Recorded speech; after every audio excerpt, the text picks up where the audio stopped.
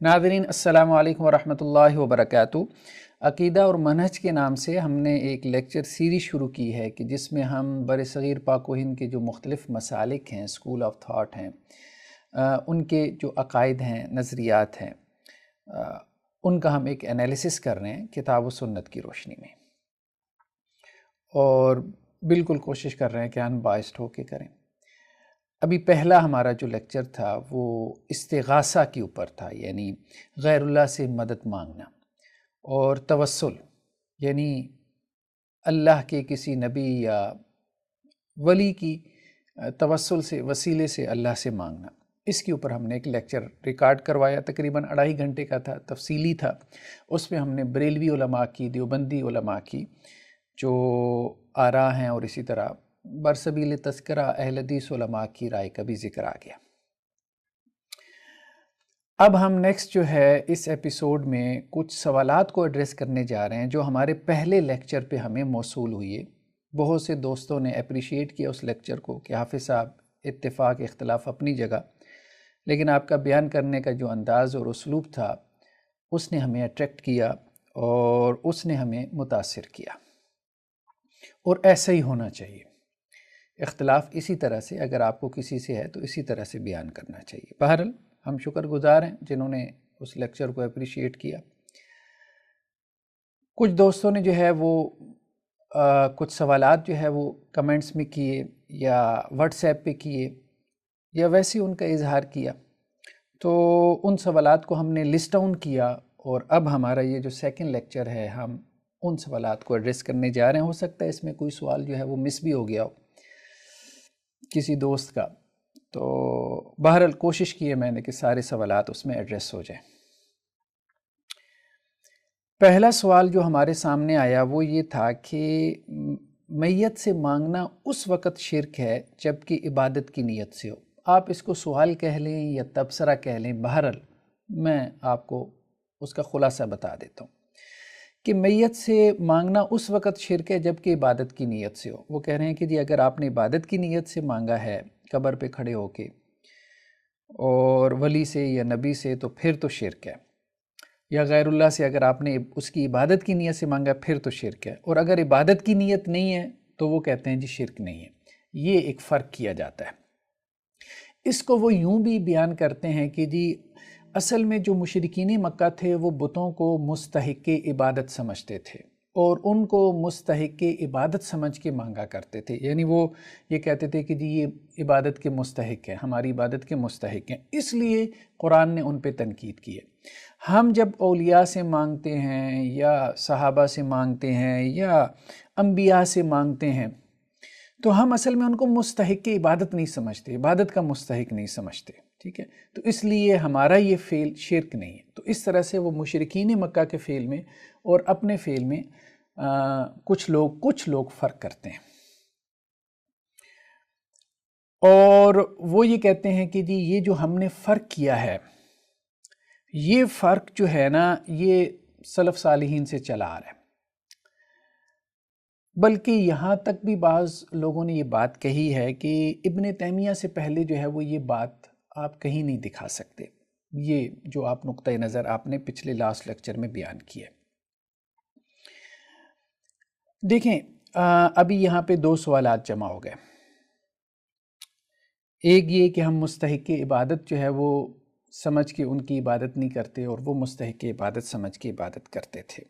اس چیز کو ہم ذرا قرآن سے دیکھیں، ہم نے پہلے بھی دکھایا لیکن ہم دوبارہ اس کو جو ہے وہ قرآن سے آپ کو دکھاتے ہیں۔ یہ ہمارے سامنے جو ہے وہ سورہ یونس ہے، سورہ یونس کی آیت نمبر 18، ٹھیک ہے؟ یہ آپ دیکھ رہے ہیں، یہ احمد رضا خان بریلوی صاحب کا ترجمہ ہے کہ وَيَعْبُدُونَ مِن دُونِ اللَّهِ مَا لَا يَضُرُّهُمْ وَلَا يَنْفَعُهُمْ، اور وہ عبادت کرتے ہیں اللہ کے ما سوا کی ہیں، یعنی ان کا ترجمہ کیا ہے کہ اللہ کے سوا ایسی چیز کو پوچھتے ہیں جو ان کا کچھ بھلا نہ کرے، اور کہتے ہیں کہ یہ اللہ کے ہاں ہمارے سفارشی ہیں۔ کیا کہتے ہیں؟ اور کہتے ہیں کہ یہ اللہ کے ہاں ہمارے سفارشی ہیں، ٹھیک ہے؟ تو وہ اس کی عبادت کرتے ہیں جو ان کو نہ نفع پہنچا سکتا ہے نہ نقصان پہنچا سکتا ہے، اور وہ یہ کہتے ہیں کہ یہ اللہ کے یہاں ہمارے سفارشی ہیں۔ تو اللہ تعالیٰ کیا کہہ رہے ہیں کہ تم فرماؤ اے نبی صلی اللہ علیہ وسلم، آپ فرمائیں کیا اللہ کو وہ بات بتاتے ہو جو اس کے علم میں نہیں؟ ٹھیک ہے، نہ آسمانوں میں نہ زمین میں۔ اب آپ دیکھیں کہ مشرکین مکہ ان کو مستحق عبادت نہیں سمجھتے تھے۔ یہ سورہ یونس کی آیت نمبر 18 واضح بالکل کلیئر کٹ ہے، جو سمجھنا چاہے سیدھی سی بات ہے۔ مشرکین مکہ ان کو نہیں سمجھتے تھے کہ ہمارا نفع نقصان ان کے پاس ہے، وہ یہ نہیں بات سمجھتے تھے۔ اللہ تعالیٰ نے جب ان پہ تنقید کی کہ بھائی کس کی عبادت کر رہے ہو جو نفع اور نقصان کا مالک نہیں ہے، تو وہ آگے سے کیا کہتے؟ ٹھیک ہے، یہ نفع نقصان کے مالک نہیں ہے، یہ متصرف بذات نہیں ہے، لیکن اللہ کے ہاں ہمارے سفارشی ہیں۔ وَيَقُولُونَ هَؤُلَاءِ شُفَعَاؤُنَا عِندَ اللَّهِ، وہ آگے سے یہ جواب دیتے ہم نے کب کہا ہے کہ یہ نفع نقصان کے مالک ہیں؟ ہم نے کب کہا ہے؟ ہم تو کہہ رہے ہیں کہ ہم اس لیے جو ہے وہ ان سے دعا کر رہے ہیں کہ یہ اللہ کے ہاں ہماری سفارش کر رہے ہیں۔ تو وہ ان کو مستحق عبادت نہیں سمجھتے تھے، وہ ان کو سفارشی سمجھتے تھے، سفارشی سمجھتے تھے۔ اس بات کو سمجھیں، وہ ان کو متصرف بذات نہیں سمجھتے تھے کہ ذاتی طور پہ ان کو کوئی اختیار حاصل ہے کہ وہ ہماری مرادیں پوری کر سکیں۔ وہ یہ سمجھتے تھے کہ اللہ نے ان کو یہ اختیار دیا ہوا ہے کہ وہ ہماری مرادیں پوری کر سکتے ہیں۔ قرآن مجید کی اس آیت کو دوبارہ دیکھیں، وَيَعْبُدُونَ مِن دُونِ اللَّهِ مَا لَا يَضُرُّهُمْ وَلَا يَنفَعُهُمْ، اور وہ عبادت کرتے ہیں اللہ کی ماں سوا کی جو ان کو نہ نقصان دے سکتا ہے نہ نفع پہنچا سکتا ہے۔ وَيَقُولُونَ هَؤُلَاءِ شُفَعَاؤُنَا عِندَ اللَّهِ، اور کہتے ہیں کہ یہ اللہ کے ہمارے سفارشی ہیں۔ اللہ تعالیٰ کیا کہہ رہے ہیں؟ قُلْ أَتُنَبِّئُونَ اللَّهَ بِمَا لَا يَعْلَمُ فِي السَّمَاوَاتِ وَلَا فِي الْأَرْضِ، تم اللہ کو بتا رہے ہو کہ اللہ کے ہاں سفارشی بھرتی ہو گئے۔ بھائی تم اللہ کو خبریں دو گے، تم اللہ کو بتاؤ گے کہ اللہ کے ہاں سفارشی بھرتی ہو گئے ہیں جو اللہ کے بیاف پہ جو ہے وہ تمہاری دعائیں سنتے ہیں۔ کیا بات کر رہے ہو؟ اگر اللہ نے کوئی سفارشی بھرتی کرنے ہوتے، اگر اللہ نے اپنے اختیارات تقسیم کرنے ہوتے تو وہ کھول کے قرآن مجید میں بیان کر دیتا۔ تم اللہ کو یہ مت بتاؤ کہ اللہ کے سفارشی ہیں کہ نہیں ہیں، اور یہ تو اللہ کو بھی نہیں معلوم، گویا کہ تم اللہ کو خبر دے رہے ہو کہ اللہ نے سفارشی رکھ دی ہیں۔ یہ دیکھیں، یہ مشرکین مکہ کے بارے میں یہ قرآن مجید کس طرح سے جو ہے وہ ان کو کرٹیسائز کر رہا ہے، اور یہاں پہ بھی بعینی ہی وہی کام ہو رہا ہے، بالکل وہی کام ہو رہا ہے۔ آپ دیکھیں کہ اللہ کو خبر دی جا رہی ہے کہ یا اللہ آپ نے جو ہے وہ سفارشی بھرتی کر لی ہیں جو ہماری سفارش کریں گے، یا اللہ کو خبر دی جا رہی ہے کہ یا اللہ جو ہے وہ آپ نے کچھ لوگوں میں اختیارات اپنے تقسیم کر دیے ہیں جو آپ کے بیہاف پہ جو ہے وہ ہماری مرادیں پوری کریں گے۔ ٹھیک ہے، یہ وہی کانسیپٹ ہے، معذرت کے ساتھ یہ وہی کانسیپٹ ہے۔ قرآن یہی کہہ رہا ہے، قرآن یہی کہہ رہا ہے، اگر آپ ان بائسڈ ہو کے پڑھیں۔ اچھا، قرآن مجید میں یہ ایک اور آیت ہے، سورہ زمر آیت نمبر 3، اس کو ذرا دیکھیں۔ سورہ زمر آیت نمبر 3، یہ بھی احمد رضا خان صاحب کا ترجمہ ہے۔ الا للہ الدین الخالص، ہاں خالص اللہ ہی کی بندگی ہے۔ والذین اتخذوا من دونہ اولیاء، اور جنہوں نے اللہ کے علاوہ معبود بنا لیے، ٹھیک ہے، اور جنہوں نے اس کے سوا والی بنا لیے، کہتے ہیں ہم تو انہیں صرف اتنی بات کے لیے پوچھتے ہیں کہ یہ ہمیں اللہ کے پاس نزدیک کر دیں۔ ٹھیک ہے، ما نعبدہم، نہیں ہم عبادت کرتے ان کی مگر اس لیے کہ لیقربونا الی اللہ زلفیٰ، تاکہ ہمیں اللہ کے زیادہ قریب کر دیں۔ یہ حصر کا اسلوب کہلاتا ہے، یعنی وہ کہتے ہیں کہ ہم عبادت کر ہی اس لیے رہے ہیں، یعنی وہ یہ نہیں کہہ رہے کہ یہ مستحق عبادت ہے، یہ نہیں کہہ رہے مستحق عبادت ہیں، وہ یہ کہہ رہے ہیں کہ یہ اصل میں ایک واسطہ ہے، ایک ذریعہ ہے ہمارے اور رب کے درمیان، یہ ہمیں اللہ کے زیادہ قریب کر دیں گے۔ بیسیکلی وہ اللہ کا قرب چاہتے ہیں۔ اب بات سمجھ رہے ہیں، بیسیکلی مشرکین مکہ اللہ کا قرب چاہتے تھے، لیکن اس ذریعے سے چاہتے تھے۔ تو اللہ نے کہا کہ نہیں، اللہ کا قرب حاصل کرنے کا جو ذریعہ وہ اللہ نے بتا دیا ہے، وہ براہ راست حاصل کرو، اللہ کے قرب کی منزلیں براہ راست طے کرو، درمیان میں یہ واسطے نکال دو۔ دعا اللہ کا قرب حاصل کرنے کا ذریعہ ہے، تقرب اللہ کا ذریعہ ہے، اللہ کو براہ راست پکارو۔ وقال ربکم ادعونی استجب لکم، تمہارے رب نے کہا مجھے پکارو، یہ تو نہیں کہا کہ واسطے سے پکارو۔ کہاں کہا ہے کہ مجھے واسطے سے پکارو؟ جہاں قرآن میں حکم ہے وہاں ڈائریکٹ حکم ہے۔ اب قرآن کی کوئی آیت اٹھا کے دیکھ لیں، جہاں اللہ نے کہا کہ مجھے پکارو، وہاں اللہ نے کہا کہ ڈائریکٹ مجھے پکارو، میں تمہاری دعا قبول کروں گا۔ تو اب درمیان میں واسطے بنا کے اور یہ فلسفے جو ہے وہ ہم بنا لیں کہ اللہ نے اپنے اختیارات ان میں تقسیم کر دیے، ہم ان کو پکاریں گے، وہ اللہ کو پکاریں گے، ہم ان کے سامنے اپنی حاجت رکھیں گے، وہ اللہ کے ہاں رکھیں گے. یہ اللہ نے قرآن میں کہاں کہا ہے کہ بھئی تم اپنی حاجت اپنے انبیاء اور اولیاء کے سامنے رکھو، صحابہ کے سامنے رکھو اور وہ میرے سامنے رکھیں گے؟ یہ قرآن میں کہاں کہا ہے؟ یعنی ان کی فوت ہونے کے بعد کی بات ہم کر رہے ہیں. ٹھیک ہے، تو اس بات کو ذہن میں رکھیں کہ یہ بالکل بھی جو ہے وہ قرآنی تصور نہیں ہے، بالکل بھی قرآنی تصور نہیں ہے. اور عقیدہ ہم نے قرآن سے لینا ہے. قرآن سے زیادہ جو ہے وہ اتھینٹک چیز کیا ہو سکتی ہے؟ اور پھر جو قرآن سے استدلال کیا گیا معذرت کے ساتھ ہم اس پہ بھی گفتگو کرتے ہیں. یہ تو قرآن کی وہ آیات ہے نا جو بالکل کلیئر کٹ ہے، سری ہیں، جسے کہتے ہیں ایکسپلیسٹ ہیں. کوئی بھی ترجمہ آپ اٹھا کے دیکھ لیں، کوئی بھی ترجمہ آپ اٹھا کے دیکھ لیں. اچھا، اب یہ ایک جو دوسرا کویسچن کیا ہے کہ جی یہ جو آپ عقیدہ بیان کر رہے ہیں، آپ نے کہا کہ جی وسیلہ بھی نہیں ہو سکتا، یہ امام ابن تیمیہ سے پہلے کسی نے نہیں بیان کیا. دیکھیں یہ آپ کا تاثر غلط ہے. مطلب کہنے کا مقصد یہ ہے کہ اگر مطلب کوئی مناظرہ کرنا ہے تو پھر اور بات ہے، لیکن اگر آپ واقعتاً جاننا چاہتے ہیں کہ بھئی ابن تیمیہ سے پہلے بھی کسی نے بات کی ہے ان عقائد کے حوالے سے، نظریات کے حوالے سے، تو ہم آپ کو دکھا دیتے ہیں کہ بھئی بہت سے فقہا نے بات کی ہے، بلکہ حنفی فقہا نے کی ہے. آپ استغاثہ کی بات کرتے ہیں، ہم تو یہ کہتے ہیں کہ جو وسیلہ ہے، وسیلہ، اس کو بھی حنفی فقہا کی ایک جماعت نے کہا ہے کہ یہ جائز نہیں ہے. نبی کریم صلی اللہ علیہ وسلم کا وسیلہ جائز نہیں ہے، انبیاء کا وسیلہ جائز نہیں ہے، اولیاء کا وسیلہ جائز نہیں ہے. کیوں؟ کیونکہ یہ وسیلہ جو ہے وہ ہمیں سنت سے ثابت نہیں ملتا. اچھا چلیں ہم آپ کو کچھ جو ہے وہ حوالہ جات دکھاتے ہیں. آپ اپنی کتب فقہ میں جا کے ان حوالہ جات کو دیکھیں اور ریاکشن میں نہ آئیں. معذرت کے ساتھ آپ کو آر دلانا مقصود نہیں ہے. اگر میرے کسی لفظ سے آپ کو کوئی آپ کے اندر کوئی ریاکشن پیدا ہو رہا ہے تو خیر اس کے لیے میں پیش کی معذرت. بس بندہ تھوڑا سا جوش میں آ جاتا ہے بات کرتے کرتے. کہنے کا مقصد یہ ہے کہ آپ کی کتب فقہ کے اندر جو ہے وہ وسیلے کا انکار موجود ہے، اور یہ کتب فقہ وہ ہیں جو ابن تیمیہ علیہ الرحمہ سے پہلے لکھی گئی تھی. امام ابن تیمیہ کا سن وفات ابھی جا کے گوگل کریں، کوئی تقریباً 728 ہے، 728 ہجری. ٹھیک ہے، تو اب ہم آپ کو دکھاتے ہیں. یہ ہم نے کچھ حوالے نکالے ہیں. ویسے حوالے تو دیکھیں بہت نکالے جا سکتے ہیں، لیکن وہ ایک سوال پہ ہی پھر 1 گھنٹے کی ریکارڈنگ بن جائے گی. پھر دوست کہتے ہیں حافظ صاحب آپ کی ریکارڈنگ بہت لمبی ہو جاتی ہیں.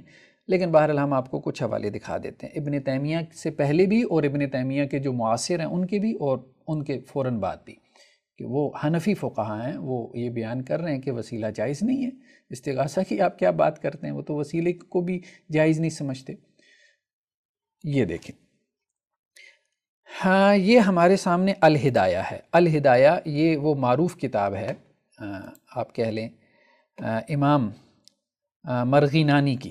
ٹھیک ہے، اور متوفہ 593 ابن تیمیہ سے کی پیدائش سے پہلے یہ فوت ہو چکے ہیں. ٹھیک ہے، یہ الہدایہ کتاب عام طور پہ حنفی مدارس میں پڑھائی بھی جاتی ہے. ٹھیک ہے، تو یہ بیروت سے پبلش ہوئی ہے، دار و احیاء تراث العربی.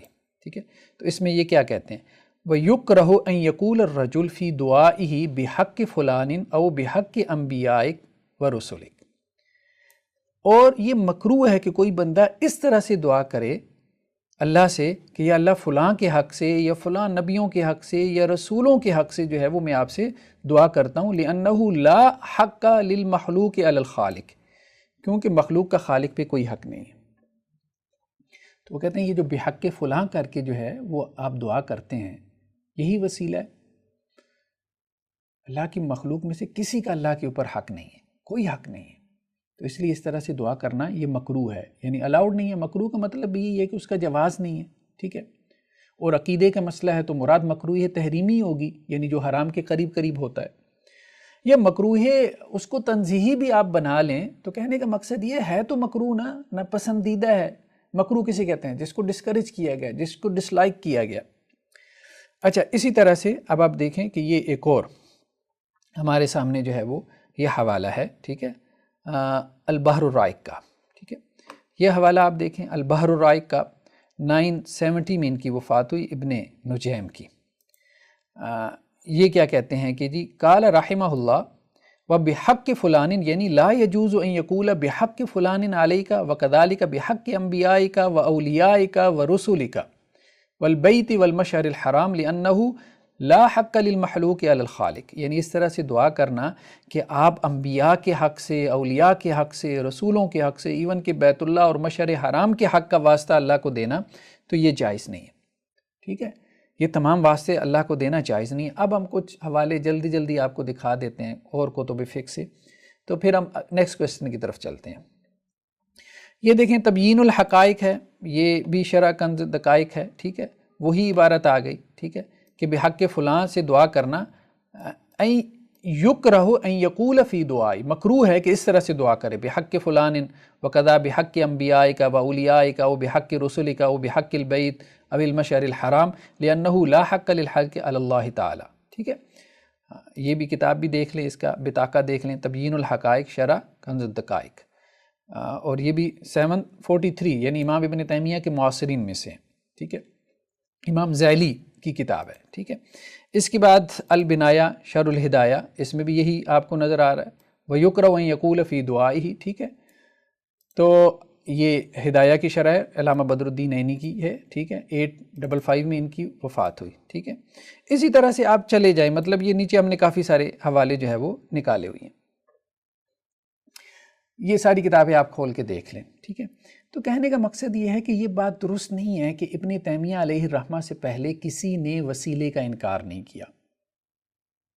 ابن تیمیہ علیہ الرحمہ سے پہلے بھی فقہا، خاص طور پہ حنفی فقہا، وسیلے کا انکار کرتے تھے اور وہ یہی کہتے تھے براہ راست اللہ سے مانگو۔ تو ہم آپ کو یہی کہہ رہے ہیں کہ بھائی اپنے فقہا کی بات پر آ جائیں، تھوڑا سا پڑھیں اور اس بات کی طرف آئیں کہ امام ابو حنیفہ علیہ الرحمہ کا واقعی میں کیا عقیدہ تھا، اور آپ کے جو متقدمین فقہا تھے، حنفی فقہا تھے، ان کا کیا عقیدہ تھا۔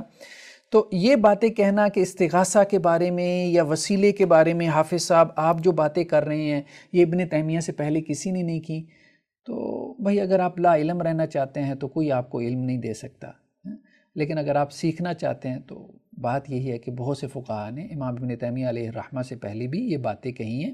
یہ عقیدہ استغاثہ جو ہے جواز، اس کا جواز نہیں ہے، استغاثے کا جواز نہیں ہے، ٹھیک ہے، یہ عقیدہ جو ہے وہ آپ کو چاروں فقہا کے ہاں مل جاتا ہے۔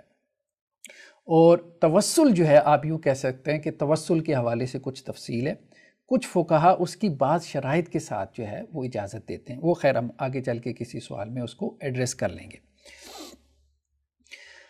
اچھا، نیکسٹ کویسچن ہمارے پاس کیا ہے کہ جی حافظ صاحب یہ جو آپ نے ما تحت الاسباب اور ما فوق الاسباب کی تفریق کی ہے، تو یہ تفریق کتاب و سنت میں کہاں ہے؟ بہت اچھا کویسچن ہے، بہت زبردست کویسچن ہے، اس کو ہم اپریشیٹ کرتے ہیں۔ دیکھیں اگر آپ یہ کہتے ہیں کہ حافظ صاحب ما تحت الاسباب، آپ کہتے ہیں کہ جی استغاثہ جائز ہے جو ما تحت الاسباب یعنی فزیکل لاز کے تحت ہو، اور جو ما فوق الاسباب ہو تو وہ استغاثہ جائز نہیں ہے۔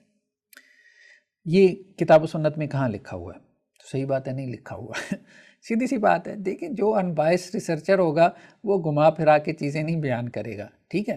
آپ نے کلیئر کٹ سوال کیا، کلیئر کٹ اس کا جواب یہ ہے کہ نہیں لکھا ہوا، ٹھیک ہے بھائی، جواب وہی ہوتا ہے جو کلیئر کٹ ہو، ٹھیک ہے۔ میں نے نکالنا ہے تو میں نکال بھی لوں گا، نکال کے دکھا بھی سکتا ہوں، جیسے وہ ہمارے جو بریلوی حضرات ہیں وہ چیزیں نکال لیتے ہیں، لیکن وہ نظر آتا ہے کہ بھائی یہ نکال رہے ہیں، کیونکہ قرآن میں کہیں پہ بھی نہیں ہے کہ واسطے سے اللہ کو پکارو۔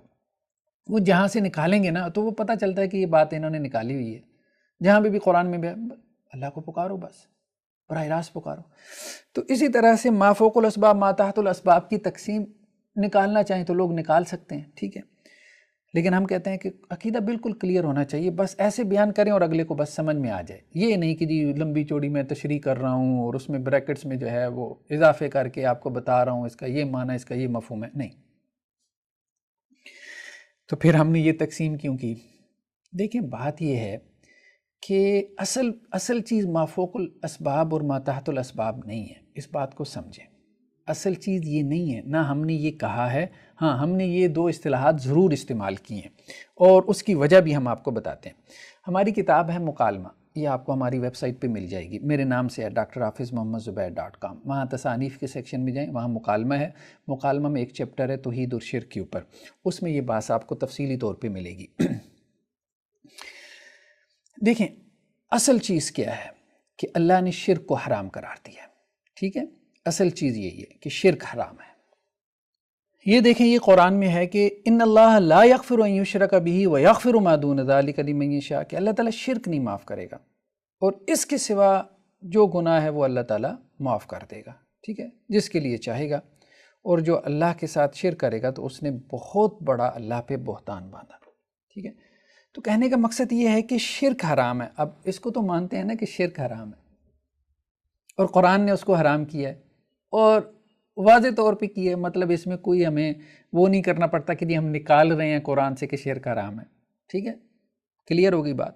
اب آگے چلیں، شرک کیا چیز ہے؟ شرک کہتے ہیں اللہ کی ذات میں، اللہ کے افعال میں یا اللہ کی صفات میں کسی کو اللہ کا شریک ٹھہرانا، اس کا پارٹنر بنا لینا، ٹھیک ہے۔ اللہ کی ذات میں جیسے کسی کو اللہ کا بیٹا بنا لینا، ٹھیک ہے، عیسائیوں نے حضرت مسیح علیہ السلام کو اللہ کا بیٹا بنا لیا، یا یہود میں ایک گروہ پیدا ہوا جس نے حضرت عزیر کو اللہ کا بیٹا بنا لیا، ٹھیک ہے، یا مشرکین مکہ میں سے ایسے تھے جو فرشتوں کو اللہ کی بیٹیاں مان لیتے تھے، ان میں بھی ایک ایسا گروہ تھا، ٹھیک ہے۔ ایک تو یہ ہو گیا، یا کچھ ایسے بھی تھے کہ جنہوں نے اللہ اور وجعلوا بینہ وبین الجنۃ نسبا، قرآن نے یہ بھی کہا کہ اللہ میں اور جنات میں بھی کوئی رشتہ داری نکال لیتے تھے، مختلف سیکٹس ہیں، ٹھیک ہے۔ ایک تو یہ ہو گیا کہ اللہ کی ذات میں جو ہے وہ کسی کو شریک بنا لینا۔ دوسرا ہے اللہ کے افعال میں جو کام اللہ کر سکتا ہے یا جو کام اللہ ہی کا ہے، ٹھیک ہے، آپ وہ انسانوں میں ثابت کر دیں، آپ وہ کام جو ہے وہ انسانوں کو اسائن کر دیں، یا جو صفات اللہ کی ہیں وہ صفات آپ بندوں میں ثابت کرنا شروع کر دیں، تو یہ آپ نے بندوں کو اللہ کے ساتھ شریک کر دیا اللہ کے افعال میں اور اللہ کی صفات میں، اس کی کوالٹیز میں، ٹھیک ہے۔ یہ نقطہ اہم ہے، اس کو سمجھنے کی ضرورت ہے۔ دیکھیں ایک توحید کے حوالے سے ہمارے ہاں ایکسٹریم اپروچ ہے معتزلہ کی، انہوں نے کہا کہ بھائی اللہ تعالیٰ بھی سمیع بصیر ہے، جیسے قرآن میں آتا ہے اللہ تعالیٰ سننے والا دیکھنے والا ہے، انسان بھی سنتا ہے دیکھتا ہے، تو اگر ہم یہ مان لیں کہ انسان بھی سنتا دیکھتا ہے اور اللہ تعالیٰ کی بھی قوت سماعت اور بصارت ہے، صفت سماعت اور بصارت ہے، اللہ بھی سنتا دیکھتا ہے، تو یہ تو مشابہت ہو جائے گی، سملیرٹی ہو جائے گی، شرک ہو جائے گا۔ تو انہوں نے اللہ کی صفات کا انکار کر دیا، معتزلہ نے، مطلب پرانے یہ گروپس میں سے ہے معتزلہ، آپ سرچ کریں آپ کو ان کے عقائد گوگل پہ کوئی نہ کوئی مضمون نکل آئے گا، مل جائیں گے۔ تو انہوں نے صفات کا ہی انکار کر دیا، اللہ کی صفات کا انکار کر دیا۔ انہوں نے کہا کہ اگر اللہ کی صفات کو ہم مانیں گے تو انسانوں کے اندر بھی وہی صفات ہیں، انسان بھی دیکھ رہا ہے اللہ بھی دیکھ رہا ہے، انسان بھی سن رہا ہے اللہ بھی سن رہا ہے، تو اس سے کیا ہوگا؟ اس سے یہ ہوگا کہ انسان اور اللہ میں مشابہت ہو جائے گی اور شرک لازم آ جائے گا۔ تو شرک سے بچنے کے لیے ضروری ہے کہ اللہ کی صفات کا انکار کر دو۔ تو قرآن مجید میں جتنی اللہ کی صفات تھیں انہوں نے سب کا انکار کر دیا، ٹھیک ہے۔ مطلب انہوں نے کہا کہ یہ صفات نہیں ہے، یہ اللہ کے نام ہیں، اس طرح سے بات بنا لی، ٹھیک ہے، یا اور بھی کئی طرح سے بات بنائی، ہم اس میں تفصیل میں نہیں جاتے، وہ علم کلام کا موضوع ہے۔ دوسری انتہا اور ایکسٹریم اللہ کی صفات اور افعال کے حوالے سے یہ پیدا ہوئی کہ جو اللہ کے افعال اور صفات تھیں، ٹھیک ہے، جس طرح سے وہ اللہ کے لیے ثابت ہو رہی تھیں اس طرح سے یا اس کے قریب یا اس کے مماثل وہ صفات بندوں کے لیے بھی ثابت کی جانے لگی، تو یہ اس طرح سے شرک ہو گیا۔ دیکھیں قرآن مجید میں ایک آیت بڑی اہم ہے، اگر ہم اس آیت کو دیکھیں اور اس پہ ہم غور کریں، یہ آیت اب آپ دیکھیں سورہ شورا کی ہے، لیس کمثلہ شیء، اللہ کی مانند کوئی چیز نہیں ہے، ٹھیک ہے، اس جیسا کوئی نہیں ہے، اور وہی سنتا اور دیکھتا ہے۔ لیس کمثلہ شیء، اس کی مانند کچھ بھی نہیں ہے، اور وہ سننے والا دیکھنے والا ہے۔ یعنی یہاں صفات کا بھی اس بات ہے کہ وہ سننے والا ہے دیکھنے والا ہے، لیکن ساتھ میں یہ انکار بھی ہے کہ اس کے جیسا سننا دیکھنا کسی کا بھی نہیں ہے، یعنی اس کے جیسا کوئی نہیں ہے، مطلب اس کے جیسا سننا اور دیکھنا بھی کسی کا نہیں ہے۔ اب بات سمجھ رہے ہیں نا، اللہ تعالیٰ سمیع اور بصیر ہے، انسان بھی سنتا دیکھتا ہے، لیکن انسان کا سننا دیکھنا ویسا نہیں ہے جیسے اللہ کا سننا دیکھنا، کہ اللہ تعالیٰ وہاں سے بھی آواز انسان کی سن لیتا ہے. یعنی یہاں ہم زمین پہ بیٹھے ہیں، آسمانوں پہ اللہ تعالیٰ ہماری آواز سن لیتا ہے، لیکن انسان کا سننا کیا ہے؟ وہ محدود ہے. کوئی 1 کلومیٹر سے ہمیں آواز دے گا تو ہم نہیں سن سکتے. ہماری جو صفات ہیں وہ محدود ہیں، وہ ناقص ہیں، وہ انکمپلیٹ ہیں. ٹھیک ہے. اور اگر ایک وقت میں جو ہے وہ 100 لوگ مجھے پکاریں گے، آپ کو پکاریں گے، آپ نہیں سن سکتے. اللہ کو اگر اربوں بھی پکاریں گے اللہ تعالیٰ سن سکتا ہے. اسی طرح دیکھنا ہے، ایک خاص حد سے زیادہ میں نہیں دیکھ سکتا. سامنے پہاڑ ہے، پہاڑ کے اوپر ایک چونٹی چل رہی ہے، مجھ سے جو ہے وہ کوئی 50 کلومیٹر دور وہ پہاڑ نظر آ رہا ہے، لیکن اس کے اوپر ایک چونٹی چل رہی ہے، یا اس کے اوپر درخت ہے، اس کا ایک پتا ہل رہا ہے، تو میں اپنی نیکڈ آئی سے نہیں دیکھ سکتا کہ وہاں چونٹی چل رہی ہے، وہاں جو انسیکٹ ہیں، حشرات الارض ہیں، یا وہاں درخت کا پتا ہل رہا ہے. لیکن اللہ تعالیٰ 7 آسمانوں سے یہ سب جانتا ہے. ما تسقط من ورقہ، کسی جو ہے وہ درخت کا کوئی پتا تک نہیں گرتا، لیکن اللہ سبحانہ و تعالیٰ اس کو جانتا ہے. ٹھیک ہے. تو اللہ تعالیٰ کے دیکھنے میں اور ہمارے دیکھنے میں بہت فرق ہے. تو اصل میں اب وہ نقطہ ہے جس کی طرف اب آپ آئیں کہ جب آپ مافوق الاسباب استغاثہ ثابت کرتے ہیں، ٹھیک ہے، تو اس وقت آپ بندوں میں ایسی صفات ثابت کر رہے ہوتے ہیں. بندوں میں صفات ہیں، نو ڈاؤٹ ہے، ہم بندوں کی صفات کا انکار نہیں کر رہے. ہم کہہ رہے ہیں بندوں میں بھی سماعت ہے، بصارت ہے، اللہ کی بھی سماعت اور بصارت ہے، لیکن دونوں میں فرق ہے. ٹھیک ہے.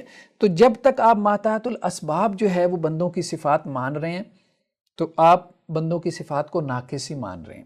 لیکن جب آپ مافوق الاسباب میٹا فزیکل جو ہے جو ایشوز ہیں ان میں بھی جا کے آپ استغاثہ شروع کر دیتے ہیں، تو پھر بیسیکلی آپ بندوں کی صفات کو اللہ کی صفات کے مماثل قرار دے رہے ہوتے ہیں. اس وجہ سے یہ شرک ہوتا ہے. مافوق الاسباب ماتحت الاسباب کی وجہ سے نہیں ہوتا. اس گہرے نقطے کو سمجھیں. اب ہم نے اس گہرے نقطے کو جو ہے وہ آپ کے سامنے کھول دیا. اس بات کو اچھے سے سمجھیں. اچھا، اب دیکھیں، ہم اس کو قرآن مجید سے آپ کو دکھاتے ہیں کہ کیسے ہوتا ہے. یہ قرآن مجید میں سورہ احقاف ہے، اس کی آیت نمبر 5. ومن اضل ممن يدعو من دون اللہ من لا يستجیب له الى یوم القیامہ وهم عن دعائهم غافلون. اور اس سے بڑھ کے گمراہ کون ہے جو اللہ کے سوا ایسوں کو پوجے، یہاں پہ دعا کا ذکر ہے. اور اس سے بڑا گمراہ کون ہے جو اللہ کے علاوہ ایسوں کو پکارے. یدعو کا لفظ ہے، ٹھیک ہے، پکارے، جو قیامت تک اس کی نہ سنے اور انہیں ان کی پوجا کی خبر بھی نہیں. ٹھیک ہے.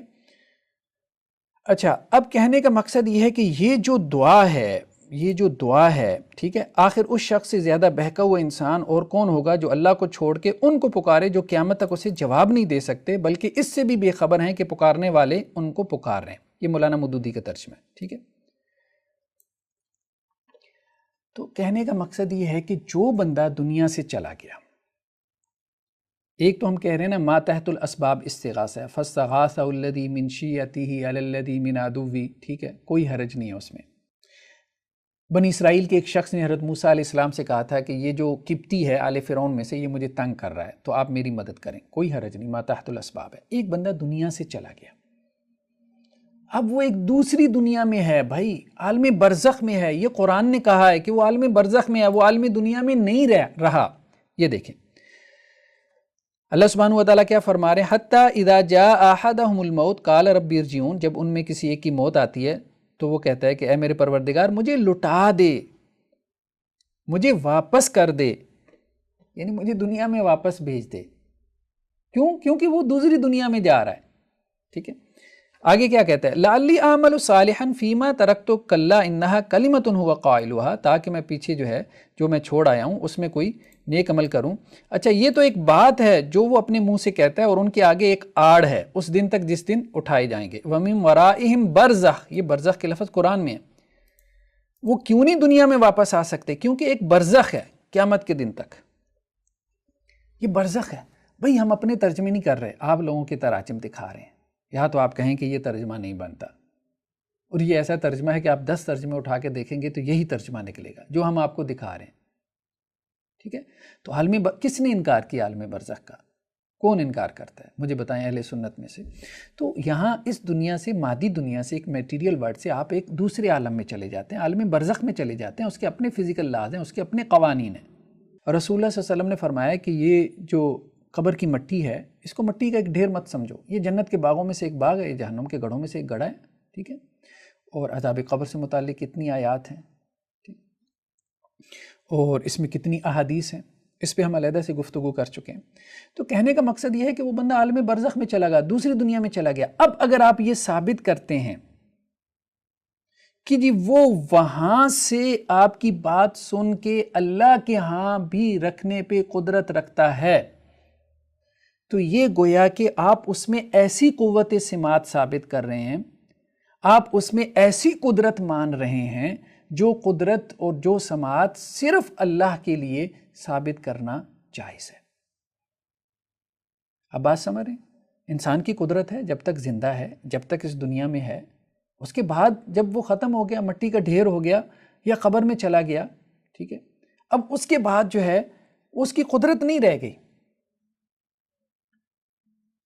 اب اللہ سبحانہ و تعالیٰ اسے میدان حشر والے دن جو ہے وہ قبروں سے اٹھائیں گے، سب کو اٹھائیں گے۔ اسی طرح سے انسان اس دنیا میں ہے، آپ کی بات سنتا ہے، آپ کی بات سن کے اگر کچھ مدد کر سکے تو کر بھی دیتا ہے، لیکن جب اس دنیا سے چلا گیا، ہم اس کے اوپر سماع موتیٰ کے اوپر علیحدہ سے گفتگو کریں گے۔ دیکھیں صرف سننے سے بھی ثابت نہیں ہوتا، وہ تو اللہ تعالیٰ ان کو سنوا دیتے ہیں، وہ ٹھیک ہے، وہ احادیث میں آتا ہے، وہ قرآن میں بھی ہے، اللہ تعالیٰ ان کو سنوا دیتے ہیں، اللہ تعالیٰ ان کو سنوا دیتے ہیں جو چاہتے ہیں، وہ آتا ہے، وہ بات آتی ہے۔ لیکن اس کا مطلب یہ ہے کہ سن کے وہ آپ کی مدد پہ بھی قدرت رکھتا ہے۔ ایک بندہ سویا ہوا ہے، وہ بھی سن سکتا ہے آپ کی بات، اس کے کان میں بھی پڑتی ہے۔ بعض اوقات آپ نیم خوابیدگی کی حالت میں ہوتے ہیں، آپ کو پتہ چلتا ہے کہ ارد گرد آپ کی باتیں ہو رہی ہیں، آپ کے کان میں پڑ بھی رہی ہوتی ہیں، لیکن کیا آپ اس سوئی حالت میں کسی کی مدد کر سکتے ہیں؟ تو کہنے کا مقصد یہ ہے کہ اس سے یہ ثابت نہیں ہوتا کہ اگر اللہ تعالیٰ ان کو سنوا دیتے ہیں تو پھر بھی وہ آپ کی مدد کر سکتے ہیں، اس سے یہ بات ثابت نہیں ہوتی۔ تو وہ عالم برزخ میں ہے۔ اب عالم برزخ میں ان کے لیے وہ ساری قدرتیں، وہ ساری صفات جو کہ اس دنیا میں ہیں، ثابت کرنا، یہ اللہ کی جیسی صفات جو ہے وہ ان میں ثابت کرنے کے مترادف ہے، ٹھیک ہے؟ پھر تو آپ یہ کہہ رہے ہیں کہ جو دنیاوی زندگی ہے یہی آگے جاری ہے، کوئی برزخی حیات نہیں ہے۔ نہیں، اگلی دنیا میں جو حیات ہے، جو زندگی ہے، وہ برزخی حیات ہے، وہ یہ دنیاوی زندگی نہیں ہے، وہ یہ دنیاوی زندگی نہیں ہے۔ اس بات کو سمجھنے کی کوشش کریں۔ اسی طرح قرآن مجید میں ایک اور جگہ پہ آیت ہے، ان تدعوہم لا یسمعوا دعاءکم، اگر تم ان کو پکارو وہ تمہاری پکار نہ سنیں، ولو سمعوا ما استجابوا لکم، اور اگر سن بھی لیں تو تمہیں جواب نہیں دے سکتے، ٹھیک ہے؟ پہلی بات تو سن ہی نہیں سکتے، اگر سن بھی لیں، ٹھیک ہے، مان لیا سن لیں، اللہ تعالیٰ سنوا دے، جواب نہیں دے سکتے، جواب نہیں دے سکتے۔ اللہ جواب دے سکتا ہے، وہ نہیں دے سکتے۔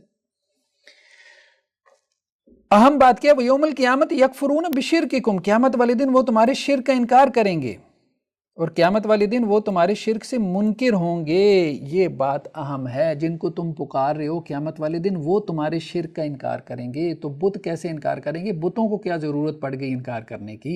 یہ انبیاء، اولیاء اور صالحین ہی ہوں گے جن کو لوگ پکارتے ہیں، وہی انکار کریں گے کہ یا اللہ ہم نے نہیں کہا تھا، ہماری تعلیمات نہیں تھی، انہوں نے ہمارے اوپر بہتان گھڑا۔ تو اس وقت جو ہے وہ شرک کرنے والے دوہری حسرت میں آ جائیں گے۔ وَلَا يُنَبِّئُكَ، آگے کیا کہا؟ وَلَا يُنَبِّئُكَ مِثْلُ خَبِيرٌ، اور تجھے کوئی نہ بتائے گا اس بتانے والے کی طرح، یعنی یہ اللہ ہی ہے، یہ قرآن مجید ہے جو آپ کو ایسی باتیں بتا رہا ہے، ورنہ اور کوئی نہیں بتائے گا، اس طرح سے گہرائی میں جا کے نہیں بتائے گا۔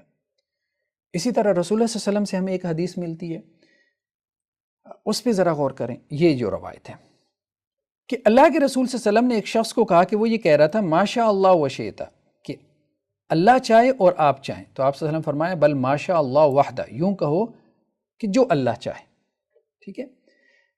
یعنی چاہت میں مجھے اللہ کے رسول صلی اللہ علیہ وسلم کی بھی چاہت ہے، کوئی شک نہیں ہے، اس کا انکار نہیں ہے، جو بھی انسان ہے اس کی بھی چاہت ہے، لیکن اللہ کے مقابلے میں آپ اس چاہت کو نہ لے کے آئیں،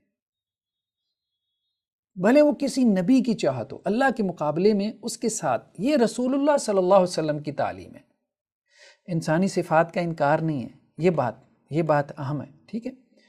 اب آپ دیکھیں، آپ کو ایک اور طرح سے ہم آپ کو سمجھاتے ہیں۔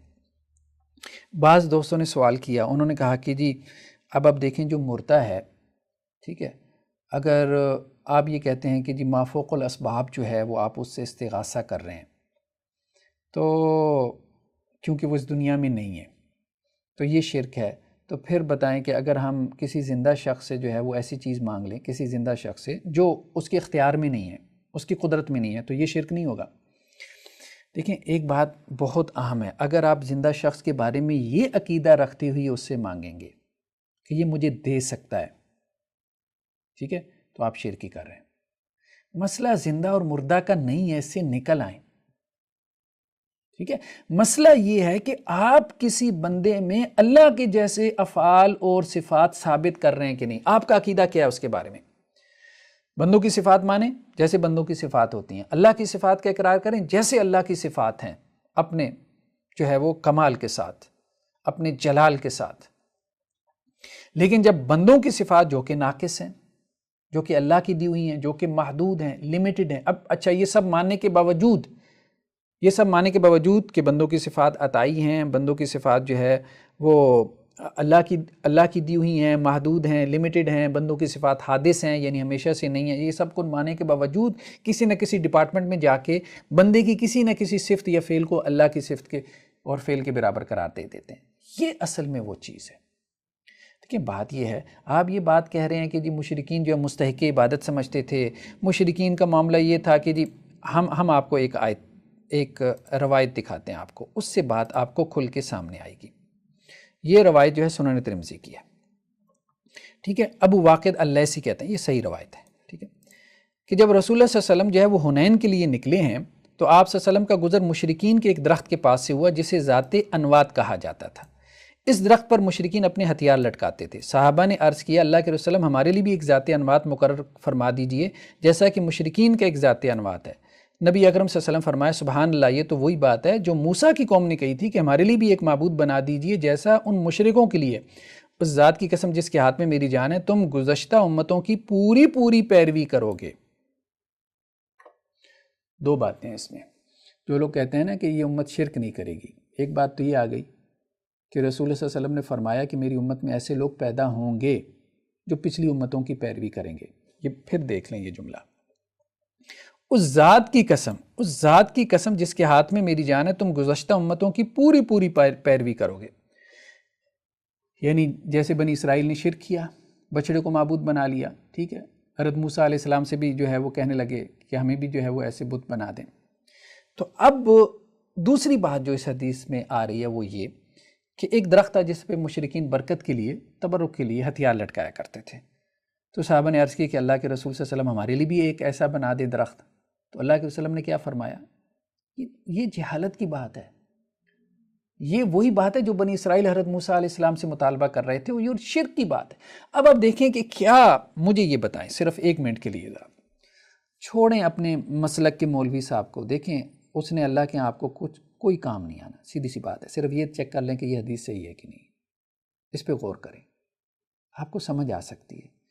اگر آپ کو لگتا ہے کہ ترجمے میں کوئی غلطی ہے، یار اپنے کسی عالم دین کا ترجمہ دیکھ لیں، مولوی سے نہ سمجھیں، وہ عصبیت میں، وہ اپنی مسلکی عصبیت میں آپ کو غلط مسئلہ بتاتے ہیں، سیدھی سی بات ہے، وہ اپنی مسلکی عصبیت کی وجہ سے اس کو ڈیفینڈ کر رہے ہیں۔ سوال یہ ہے کہ یہ جو صحابہ نے کہا کہ ہمارے لیے ایک ذات انوات، ایک درخت جیسے کہ مشرکین کا درخت ہے، اے نبی صلی اللہ علیہ وسلم آپ بھی ہمارے لیے ایک درخت بنا دیں، یہ کب کی بات ہو رہی ہے؟ حنین کا واقعہ کب ہوا ہے؟ فتح مکہ کے بعد۔ اللہ کے رسول صلی اللہ علیہ وسلم نے اتنی تربیت کر دی، اب بھی کیا صحابہ کے ذہن میں ہو سکتا ہے کہ وہ اس درخت کو مستحق عبادت سمجھتے ہوں یا متصرف بالذات سمجھتے ہوں؟ مجھے بتائیں ایک لمحے کے لیے کہ جنہیں رسول اللہ صلی اللہ علیہ وسلم کی اتنی صحبت نصیب ہوئی، آپ صلی اللہ علیہ وسلم نے ان کے عقیدے پہ اتنی محنت کی، کیا وہ جو یہ مطالبہ کر رہے ہیں کہ ایک درخت ہمارے لیے ایسا ہونا چاہیے، کیا ان کے ذہن میں یہ بات ہو سکتی ہے کہ یہ درخت ہمیں کچھ دے سکتا ہے یا یہ عبادت کا جو ہے وہ استحقاق رکھتا ہے، یا یہ درخت جو ہے وہ خود سے کوئی ہمارے لیے جو ہے وہ نفع اور نقصان کا مالک ہے؟ ان کے ذہن میں یہ بات ہو سکتی ہے؟ اتنا بت پرستی کا رد قرآن میں آ چکا، نہیں ہو سکتی۔ یہ وہی باتیں ہیں بھائی جو ابھی آپ بیان کرتے ہیں، جو آپ کو لگتا ہے بڑی لاجیکل ہیں، یہ وہی باتیں تھیں، یہ وہی مطالبے تھے جو بعض لوگوں کی طرف سے رسول اللہ کے سامنے آئے اور اللہ کے رسول صلی اللہ علیہ وسلم نے کہا کہ نہیں، نکل آؤ اس سے، یہ شرک ہے، یہ وہی بنی اسرائیل والے مطالبے ہیں۔ بھلے تم ان کو سفارشی سمجھ لو اللہ کے یہاں، بھلے تم ان کو وسیلہ سمجھ لو، بھلے تم ان کو ذریعہ سمجھ لو، میڈیم سمجھ لو، نہیں، اس بات سے نکل آؤ۔ تو کہنے کا مقصد یہ ہے کہ کسی زندہ سے بھی مانگنا یہ جائز نہیں ہے، ایسی چیز مانگنا جو وہ نہیں دے سکتا۔ مثال کے طور پہ آپ زندہ سے جو ہے وہ اولاد مانگنا شروع کر دیں کسی کے پاس جاتے ہیں، اسے کہتے ہیں بھائی مجھے بیٹا دے دو، وہ بھائی کیوں، کیسے دے دے آپ کو بیٹا؟ یہ تو اللہ سبحانہ و تعالیٰ کی صفات میں سے ہے کہ اللہ تعالیٰ جس کو چاہتا ہے بیٹا دیتا ہے، جس کو چاہتا ہے بیٹیاں دیتا ہے، اور جس کو چاہتا ہے اللہ سبحانہ و تعالیٰ بیٹے اور بیٹیاں دونوں دے دیتا ہے۔ او یزوجہم ذکرانا و اناثا ویجعل من یشاء عقیما، جس کو چاہتا ہے اللہ تعالیٰ بانج رکھتا ہے۔ یہ تو اللہ تعالیٰ کی صفت ہے۔ اگر آپ اس عقیدے کے ساتھ اس سے بیٹا مانگ رہے ہیں کہ وہ آپ کو بیٹا دے سکتا ہے، ایک تو یہ ہے کہ وہ اللہ سے دعا کرے، وہ ایک علیحدہ بات ہے۔ آپ اسے کہیں بھائی میرے لیے دعا کریں اللہ مجھے نرینہ اولاد دے، کوئی حرج نہیں، کوئی حرج نہیں۔ ہم نے کہا یہ جائز ہے، بالکل جائز ہے۔ ایک آپ اسے کہتے ہیں کہ یار مجھے بیٹا دے دیں، ٹھیک ہے، اب آپ اس سے ایسی چیز مانگ رہے ہیں جو اس کے اختیار میں نہیں ہے، بھلے اس کو وسیلہ سمجھ کے مانگ رہے ہوں اللہ کے ہاں، لیکن براہ راست اس سے مانگ رہے ہوں، یہ شرک ہے، یہ شرک ہے۔ کیوں؟ کیونکہ اب آپ اس کو مماثل سمجھ رہے ہیں اس کی صفات کو اللہ کی صفات کے، تو اس لیے اس کو منع کیا گیا، یعنی آپ یوں کہہ لیں کہ سدن لذریعہ اس کو منع کیا گیا۔ اب جیسے دیکھیں کہ ہدایت دینا کسی کو اللہ کا اختیار ہے، کوئی ہدایت نہیں دے سکتا، یہ بات قرآن مجید نے بھی واضح کی اور رسول اللہ صلی اللہ علیہ وسلم نے بھی خود، یہ صحیح مسلم کی روایت ہے کہ جنگ احد میں کیا ہوا کہ رسول اللہ صلی اللہ علیہ وسلم کا ایک دانت، یہ ربائی دانت آپ صلی اللہ علیہ وسلم کا جو ہے وہ شہید ہو گیا اور آپ کے سر اقدس میں زخم لگا، تو آپ صلی اللہ علیہ وسلم اپنے سر سے خون پونچھتے اور فرماتے تھے وہ قوم کیسے فلاح پاگی جس نے اپنے نبی کے سر میں زخم لگایا اور اس کا ربائی کا دانت توڑ دیا اور وہ انہیں اللہ کی طرف بلا رہا تھا۔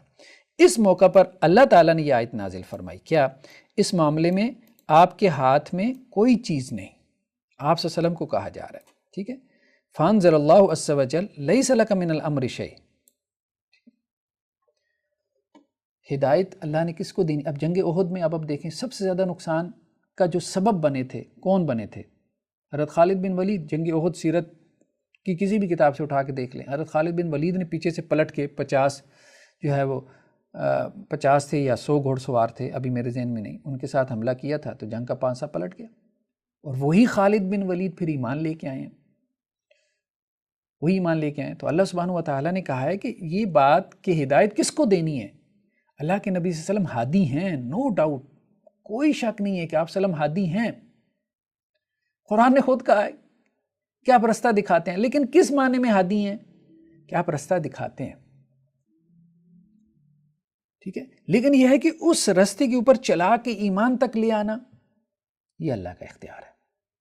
تو ایک ہدایت اللہ دیتا ہے اور ایک ہدایت رسول دیتا ہے، تو رسول کی ہدایت کو بھی مانو کہ وہ رستہ دکھاتا ہے، اگر اس کو نہیں مانو گے تو یہ قرآن کا انکار ہو جائے گا، اور اللہ کی ہدایت کو بھی مانو کہ اللہ تعالیٰ جو ہے وہ ایمان کی ہدایت دیتا ہے، ایمان قبول کرنے کی جو ہے وہ توفیق بخشتا ہے، ٹھیک ہے۔ تو اب رسول کی ہدایت اپنی جگہ پہ، اللہ کی ہدایت اپنی جگہ پہ، دونوں میں صفت ہدایت ہے، لیکن اگر رسول کی صفت ہدایت اسی طرح سے ماننا شروع کر دو کہ جیسے اللہ کی صفت ہدایت ہے، یہ شرک ہو جائے گا۔ یہ بات اصل میں ہم نے کہی تھی، اس بات کو گہرائی میں سمجھیں کہ اللہ کی صفات بھی ثابت ہیں، بندوں کی صفات بھی ثابت ہیں، لیکن جب آپ بندوں کی صفات اس طرح سے ماننا شروع کر دیں گے جیسا کہ وہ اللہ کی صفات ہیں، تو اس وقت آپ شرک کرنا شروع کر دیں گے۔ یہ بیسیکلی ہے ما فوق اور ما تحت الاسباب کے تقسیم میں گہرائی میں جو نقطہ، کہ ما فوق الاسباب میں آپ اصل میں بندے میں وہ افعال اور وہ صفات ثابت کر رہے ہوتے ہیں، یا افعال اور صفات کو اس طرح سے ثابت کر رہے ہوتے ہیں جس طرح سے وہ اللہ کے لیے ثابت ہو رہی ہوتی ہیں۔ گہرائی میں جا کے غور کریں گے تو آپ کو نقطہ جو ہے وہ سمجھ میں آ جائے گا، اس لیے اس کو ہم نے شرک کہا، ٹھیک ہے۔ دیکھیں یہ قرآن میں بھی کئی جگہ پہ ہے کہ جن لوگوں کو یہ پکارتے ہیں، یہ جیسے دیکھیں ہمارے سامنے ایک اور آیت ہے، بس اس کے ساتھ ہم اگلے کوسچن کی طرف جاتے ہیں۔ یہ آیت ہمارے سامنے سورہ اسراء کی، اولئک الذین یدعون یبتغون الی ربہم الوسیلۃ ایہم اقرب، کہ یہ لوگ جن کو خدا کے سوا پکارتے ہیں وہ خود اپنے پروردگار کے ہاں ذریعہ تقرب تلاش کرتے رہتے ہیں کہ کون ان میں سے خدا کا زیادہ مقرب ہوتا ہے۔ یہ بہت اہم بات ہے، اپنے اس ترجمے پہ ذرا غور کیجیے گا۔ یہ آپ ان کا بھی ترجمہ لے لینا، کوئی حرج نہیں ہے، یہ آپ ان کا احمد رضا خان صاحب کا بھی ترجمہ لے لینا۔ وہ مقبول بندے جنہیں یہ کافر پوچھتے ہیں، اب بات سمجھ رہے ہیں، مقبول بندے، بت نہیں، وہ بھائی سمجھیں، مقبول بندے، یہ احمد رضا خان صاحب کا ترجمہ ہے، اور صحابہ سے یہی ترجمہ چلا آ رہا ہے۔ صحابہ سے چلیں، صحابہ سے بھی آپ کو دکھا دیتا ہوں۔ حضرت عبداللہ ابن مسعود رضی اللہ عنہ سے روایت ہے کہ انہوں نے در ذیل آیت کی تفسیر الذین یدعون یبتغون الی ربہم الوسیلہ کچھ ایسے کی کہ کچھ ایسے جن تھے جن کی پوجا کی جاتی تھی، آدمی ان کی پرستش کیا کرتے تھے، پھر وہ جن مسلمان ہو گئے۔ ٹھیک ہے، یعنی جنات کی وہ عبادت کرتے تھے۔ دیکھیں جنات کے کیا بت بنا کے عبادت کرتے تھے، مجھے بتائیں۔ وہ بھائی جنات کو پکارتے تھے، وہی جو وہ روایتیں سناتے ہیں کہ جی وہ جنگل میں آپ کی جو ہے وہ بکری گم ہو جائے یا آپ کا کوئی جانور گم ہو جائے تو پکارو اے اللہ کے بندو جو ہے وہ میری مدد کرو۔ وہ بھائی یہی تو بات ہو رہی ہے یہاں پہ، کیسے پکارو؟ اللہ کو پکارو، سیدھی سی بات ہے، اللہ کو پکارو۔ کیا اللہ آپ کی نہیں سن رہا جو آپ کو اللہ کے بندوں کو پکارنا پڑ گیا ہے؟ تو کہنے کا مقصد یہ ہے کہ فرشتوں کو بھی نہیں پکارا جا سکتا، انسانوں کو بھی نہیں پکارا جا سکتا، اور جنات کو بھی نہیں پکارا جا سکتا، کسی کو بھی نہیں پکارا جا سکتا۔ پکارنا صرف اللہ کو ہے۔ یہ دیکھیں نا، نبی کریم صلی اللہ علیہ وسلم کا اسوہ کیا ہے کہ نبی کریم صلی اللہ علیہ وسلم کو جب کوئی سخت تکلیف اور پریشانی میں آ جاتی تو آپ صلی اللہ علیہ وسلم یہ دعا پڑھتے، یا حی یا قیوم برحمتک استغیث، اے حی اے قیوم، آپ کی رحمت کے ہم امیدوار ہیں، آپ کی رحمت سے ہم آپ سے استغاثہ، یہاں استغاثہ ہو رہا ہے، تو بھائی نبی کریم صلی اللہ علیہ وسلم کے استغاثے پہ آ جائیں، نبی کریم صلی اللہ علیہ وسلم کے طریقے پہ آ جائیں۔ ہم تو آپ کو یہی کہہ رہے ہیں۔ نبی کریم صلی اللہ علیہ وسلم نے کس سے استغاثہ کیا؟ فرشتوں سے کیا، جنات سے کیا، کس سے کیا؟ اللہ سبحانہ و تعالیٰ سے کیا۔ ہاں یہ ضرور کیا برحمتک استغیث، اللہ کی رحمت کا اللہ کو واسطہ دے کے استغاثہ کیا، ٹھیک ہے، وللہ الاسماء الحسنی، اللہ کے نام ہیں، اللہ کی صفات ہیں، آپ ان کو جو ہے وہ اللہ کو ان کا واسطہ دے کے جو ہے وہ آپ اللہ سے استغاثہ کریں، دعا کریں، کوئی حرج نہیں ہے۔ یہی اسوہ رسول ہے، یہی سنت نبوی صلی اللہ علیہ وسلم ہے۔ نیکسٹ کویسچن ہے کہ ایک روایت میں صراحت سے موجود ہے کہ نبی کریم صلی اللہ علیہ وسلم نے فرمایا کہ مجھ سے استغاثہ نہ کرو بلکہ صرف اللہ سے کرو، اس کے بارے میں آپ کیا کہتے ہیں؟ دیکھیں ایک روایت ایسی ہے کہ اللہ کے رسول صلی اللہ علیہ وسلم نے کہا کہ مجھ سے استغاثہ نہ کرو، صرف اللہ سے کرو، لیکن وہ روایت ضعیف ہے۔ دیکھیں بات یہ ہے کہ ضعیف روایتوں سے ہم نے مقدمہ نہیں ثابت کرنا، بھلے وہ ضعیف روایتیں ہمارے حق میں جاتی ہیں، ٹھیک ہے، جو ہمیں چیز ضعیف لگتی ہے ہم اس کو ضعیف کہیں گے۔ ہم یہ کہتے ہیں ہمارے مقدمے کی اصل بنیاد قرآن مجید ہے، قرآن مجید ہے اور اسوہ رسول صلی اللہ علیہ وسلم ہے، سنت نبوی صلی اللہ علیہ وسلم ہے۔ اگرچہ شیخ محمد بن عبد الوہاب رحمہ اللہ نے اس روایت کو صحیح کہا ہے، ٹھیک ہے، یہ دیکھیں، ٹھیک ہے، کہ آپ صلی اللہ علیہ وسلم نے فرمایا انہو لا یستغاث بی وانما یستغاث باللہ وحدہ، مجھ سے استغاثہ نہیں ہو سکتا، استغاثہ صرف اللہ سے ہو سکتا ہے۔ یہ شیخ محمد بن عبد الوہاب نے کہا کہ یہ روایت ثابت ہے، لیکن صحیح بات یہی ہے کہ یہ روایت جو ہے وہ ضعیف ہے، یہ روایت ضعیف ہے کیونکہ شیخ بن باز نے اس کو ضعیف کہا ہے، ٹھیک ہے، شیخ بن باز نے بھی اس کو ضعیف کہا ہے، وہ بھی مملکت کے جو ہے مفتی اعظم ہے۔ اس سے آپ دیکھیں کہ ایسا نہیں ہے کہ ان کے کسی بڑے عالم دین نے کسی روایت کو صحیح کہہ دیا اور وہ ان کے حق میں بھی جا رہی تھی تو انہوں نے پھر تقلید میں اس کو صحیح کہہ دیا، ایسا نہیں ہے۔ یہ خیر ہے ایک طبقے کے اندر کہ وہ کتاب و سنت کی روشنی میں اور اپنی آزادانہ تحقیق کی روشنی میں صحیح عقیدے تک پہنچنا چاہتے ہیں۔ یہ دیکھیں شیخ بن باز نے کیا کہا ہے کہ یہ روایت جو ہے نا وہ فی اسنادی بعض ضعف، اس میں ضعف ہے، انہ لا یستغاث بی وانما یستغاث باللہ، ٹھیک ہے۔ ایک اور جگہ پہ بھی انہوں نے کہا الفوائد علمیہ میں کہ اس میں کمزوری ہے، اس روایت میں کیا ہے؟ کمزوری ہے، ٹھیک ہے۔ تو خیر کہنے کا مقصد یہ ہے کہ یہ روایت کمزور ہے، ہم اس کو دلیل نہیں بنا سکتے۔ باقی یہ بات کہ اللہ سے استغاثہ ہوگا یہ قرآن میں موجود ہے، کلیئر کٹ موجود ہے، ہم نے آپ کو دکھا دیا، ٹھیک ہے۔ تو مزید اس کو اب کیسے ثابت کریں؟ بہت آیات سے ثابت ہو چکا۔ چلیے نیکسٹ کویسچن یہ ہے کہ جی سورہ بقرہ آیت نمبر 89 میں نبی کریم صلی اللہ علیہ وسلم کے وسیلے سے دعا کرنے کا ذکر ہے۔ چلیں جی یہ آیت ہم کھول کے دیکھ لیتے ہیں کہ اگر ذکر ہے تو ہم مان لیں گے، سیدھی سی بات ہے، ہم نے کیوں نہیں ماننا؟ قرآن تو ہم نے ماننا ہے۔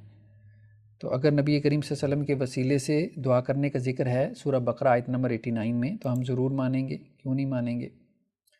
یہ سورہ بقرہ آیت نمبر 89 ہم نے نکال لی۔ تو یہاں یہ احمد رضا خان بریلوی صاحب کا ترجمہ ہے، اور جب ان کے پاس اللہ کی وہ کتاب قرآن آئی جو ان کے ساتھ والی کتاب توریت کی تصدیق فرماتی ہے، اور اس سے پہلے وہ اسی نبی کے وسیلے سے کافروں پر فتح مانگتے تھے، تو جب تشریف لایا یعنی وہ نبی ان کے پاس تشریف لائے ان کے پاس، تو وہ جانا پہچانا اس سے منکر ہو بیٹھے، تو اللہ کی لعنت منکروں پر۔ ٹھیک ہے، تو یہاں یہ اصل میں فریز ہے جس سے ان کو شبہ ہو رہا ہے کہ اس سے پہلے وہ اس نبی کے وسیلے سے کافروں پر فتح مانگتے تھے۔ یہ یہود کی بات ہو رہی ہے۔ یہود مدینہ میں تھے، ابھی تک رسول اللہ علیہ وسلم نے ہجرت نہیں کی تھی، تو یہودیوں کی جو ہے وہ وہاں پہ، اب ظاہری بات ہے اوس اور خزرج یہ بھی ایمان نہیں لائے تھے، تو ان سے لڑائی ہو جاتی تھی، یہ مشرک قبائل تھے۔ تو اب اس میں وہ ایک آیت آئی ہے کہ وہ جو یہودی تھے وہ مشرکوں کے اوپر جو ہے وہ فتح طلب کرتے تھے۔ خیر اس کی اور بھی تفسیریں کی گئی ہیں، ہم اس میں نہیں جا رہے کہ اس آیت کی کیا ممکنہ تفسیرات ہو سکتی ہیں، لیکن جو نقطہ ہم بیان کرنے لگے ہیں کہ وسیلے کا لفظ یہ ترجمے میں موجود ہے، احمد رضا خان صاحب کے ترجمے میں موجود ہے، قرآن میں کوئی عربی عبارت میں یہ لفظ موجود نہیں ہے۔ ہاں وسیلے کا لفظ قرآن میں اور جگہ پہ آیا ہے، یا ایھا الذین آمنوا اتقوا اللہ وابتغوا الیہ الوسیلہ۔ ٹھیک ہے، اہل ایمان اللہ سے ڈر جاؤ اور اللہ کی جناب میں وسیلہ تلاش کرو۔ ٹھیک ہے، وہ وسیلہ ہم نے کہا تھا نیک اعمال کا ہو سکتا ہے، اللہ کے اسماء حسنہ کا ہو سکتا ہے، اللہ کی صفات کا ہو سکتا ہے، جیسے رسول اللہ صلی اللہ علیہ وسلم کی ابھی آپ کو حدیث بتائی گئی، یا حی یا قیوم برحمتک استغیث۔ ٹھیک ہے، وہ کسی نیک آدمی کو جو ہے وہ آپ اس سے دعا کروا سکتے ہیں۔ تو یہ تو ہے، وہاں پہ واضح طور پہ وسیلے کا تذکرہ ہے۔ ٹھیک ہے، یہ دیکھیں یہ قرآن مجید میں سورہ مائدہ آیت نمبر 35۔ ٹھیک ہے، یا ایھا الذین آمنوا اتقوا اللہ وابتغوا الیہ الوسیلہ۔ ٹھیک ہے، اور دوسری آیت جو ہے وہ 57 ہے سورہ بنی اسرائیل کی، سورہ اسراء کی، اولئک الذین یدعون یبتغون الی ربہم الوسیلہ۔ ٹھیک ہے، تو اب یہاں وسیلے کا لفظ آ گیا نا، تو ٹھیک ہے ترجمے میں آپ اس کو لے کے آئیں، آپ ترجمہ کریں، لیکن جس آیت میں وسیلے کا لفظ نہیں ہے، معذرت کے ساتھ وہاں ترجمے میں وسیلے کا لفظ ڈالنا اور پھر کہنا کہ یہ قرآن میں ہے، یہ رویہ ٹھیک نہیں ہے۔ آپ کو پھر میں عبارت دکھاتا ہوں، قرآن مجید کی وہ آیت دکھاتا ہوں جہاں ترجمے میں تو اعلیٰ حضرت صاحب نے وسیلے کا لفظ ڈالا ہے، لیکن قرآنی آیت میں وسیلے کا لفظ نہیں ہے، حالانکہ قرآن نے وسیلے کا لفظ استعمال کیا ہے، وسیلہ عربی زبان کا لفظ ہے، اور قرآن میں ہم نے آپ کو دکھایا 2 آیات میں آیا ہے، جہاں آیا ہے وہاں آپ ترجمے میں ڈالیں۔ یہ دیکھیں، وَلَمَّا جَاءَهُمْ كِتَابٌ مِّنْ عِندِ اللَّهِ مُصَدِّقٌ لِّمَا مَعَهُمْ وَكَانُوا مِن قَبْلُ يَسْتَفْتِحُونَ عَلَى الَّذِينَ كَفَرُوا۔ یہ اس فریز میں انہوں نے کہا کہ جی وسیلے کا لفظ ہے، لیکن نہیں ہے۔ وَكَانُوا یہ بھی وسیلہ نہیں ہے، مِن قَبْلُ نہیں وسیلہ، يَسْتَفْتِحُونَ نہیں ہے وسیلہ، عَلَى الَّذِينَ كَفَرُوا کوئی وسیلے کا لفظ نہیں ہے۔ آگے بھی پڑھ لیں، فَلَمَّا جَاءَهُم مَا عَرَفُوا كَفَرُوا بِهِ فَلَعْنَةُ اللَّهِ عَلَى الْكَافِرِينَ۔ ٹھیک ہے، کوئی وسیلے کا لفظ نہیں ہے، بس ترجمے میں موجود ہے، تو بھائی ترجمے میں جو مرضی ڈال دیں، ہمیں قرآن سے دلیل دیں، ترجمے سے دلیل نہ دیں۔ دیکھیں ترجمے میں جو مرضی آپ ڈال دیں، تفسیر میں آپ جو مرضی ڈال دیں، ہاں ایک چیز قرآنی عبارت میں ہے اور آپ ترجمے میں لے کے آتے ہیں، ویل اینڈ گڈ، ہم ماننے کو تیار ہیں، کیوں نہیں ماننے کو تیار ہیں۔ ٹھیک ہے، تو اب یہاں پہ وسیلے کا لفظ جو ہے وہ نہیں ہے۔ جیسے اب آپ دیکھیں کہ یہ مولانا مودودی کا ہم آپ کو ترجمہ جو ہے وہ دکھاتے ہیں اسی آیت کا، اور اب جو ایک کتاب اللہ کی طرف سے ان کے پاس آئی ہے، اس کے ساتھ ان کا کیا برتاؤ ہے، باوجود یہ کہ وہ اس کتاب کی تصدیق کرتی ہے جو ان کے پاس پہلے سے موجود تھی۔ ٹھیک ہے، باوجود یہ کہ اس کی آمد سے پہلے وہ خود کفار کے مقابلے میں فتح و نصرت کی دعائیں مانگا کرتے تھے، یہاں انہوں نے وسیلے کا لفظ ایڈ کیا ہے، یہ دیکھیں کوئی وسیلے کا لفظ نہیں، ٹھیک ہے، کوئی وسیلے کا لفظ نہیں ہے کہ رسول اللہ صلی اللہ علیہ وسلم کے وسیلے سے دعا کرتے تھے، بس یہ ہے کہ فتح و نصرت کی دعا کرتے تھے کفار کے مقابلے میں، اللہ کے وسیلے سے دعا کرتے تھے اس کا ذکر نہیں ہے۔ تو خلاصہ کلام یہی ہے کہ ترجمہ قرآن سے ہمیں دلیل نہ دیں، آپ قرآن سے ہمیں دلیل دیں، ٹھیک ہے، تو انشاءاللہ سے ہم اس کو ماننے کو تیار ہیں، بالکل ماننے کو تیار ہیں۔ نیکسٹ کویسچن کیا ہے کہ جی حضرت سلیمان علیہ السلام کے حکم پہ ان کے جو کاتب تھے، کاتب وحی تھے ان کے، خیر انہوں نے لکھا ہے، سائل نے لکھا ہے کہ وہ کاتب وحی تھے، آصف بن برخیا، انہوں نے ملکہ بلقیس کا جو ہے وہ تخت وہ لے آئے تھے، تو کیا وہ اسباب کے ذریعے اتنا بڑا تخت لے کے آئے تھے یا وہ ما فوق الاسباب لے کے آئے تھے؟ دیکھیں پھر وہی بات ہے کہ کہنے کو جب آپ سوال کو دیکھتے ہیں تو لگتا ہے کہ یار بڑی بات ہے، لیکن جب آپ اس سوال کا انالیسس کرتے ہیں تو معذرت کے ساتھ اس میں سے کچھ نہیں نکلتا، کچھ نہیں نکلتا۔ آپ جن آیات سے باتیں نکالنا چاہ رہے ہیں وہ بہت کمزور ہیں، وہ تارے عنکبوت ہیں، صحیح بات ہے۔ جیسے قرآن نے کہا نا وَإِنَّ أَوْهَنَ الْبُيُوتِ لَبَيْتُ الْعَنْكَبُوتِ، کہ سب سے کمزور گھر کس کا ہوتا ہے؟ مکڑی کا جالا۔ تو معذرت کے ساتھ نہ جائیں اس طرف، بہت کمزور چیزیں ابھی ہم آپ کو دکھا دیتے ہیں۔ ایک شبہ بس ڈال دیا گیا، آپ کو ایک وسوسہ ڈال دیا گیا، یعنی پہلے آپ نے مان لیا کہ جی یہ عقیدہ اب ایک ہے، اب بس ہمیں وہ نکالنا ہی نکالنا ہے قرآن سے۔ ایسے نہ کریں، ایسے نہ کریں۔ ہم نے کہا اللہ کو پکارو، یہ عقیدہ کتنی صراحت کے ساتھ قرآن سے نکل رہا ہے، اور اللہ کو جو ہے وہ واسطوں سے پکارو، یا اولیاء کو اور انبیاء کو پکارو تاکہ وہ آپ کی پکار اللہ کے سامنے رکھیں۔ یہ قرآن سے صراحت سے دکھائیں تو صحیح، ہے ہی نہیں جب قرآن میں، تو کیوں اس میں پڑھ رہے ہیں، کیوں اس میں جا رہے ہیں؟ اگر اللہ نے اس کو جائز ہی رکھنا ہوتا تو اللہ تعالیٰ قرآن میں واضح طور پہ اس کا حکم کیوں نہ دے دیتے،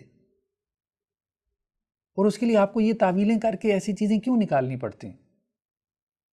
کبھی ترجموں میں اضافے کر کے، کبھی وہ فلاں قصے سے جو ہے وہ معنی خیز انداز میں جو ہے وہ اسے مسائل نکال کے۔ دیکھیں اب ہم اس کو سامنے رکھتے ہیں، ذرا یہ جو آیت کا انہوں نے حوالہ دیا نا، ذرا اس آیت کو ہم سمجھتے ہیں۔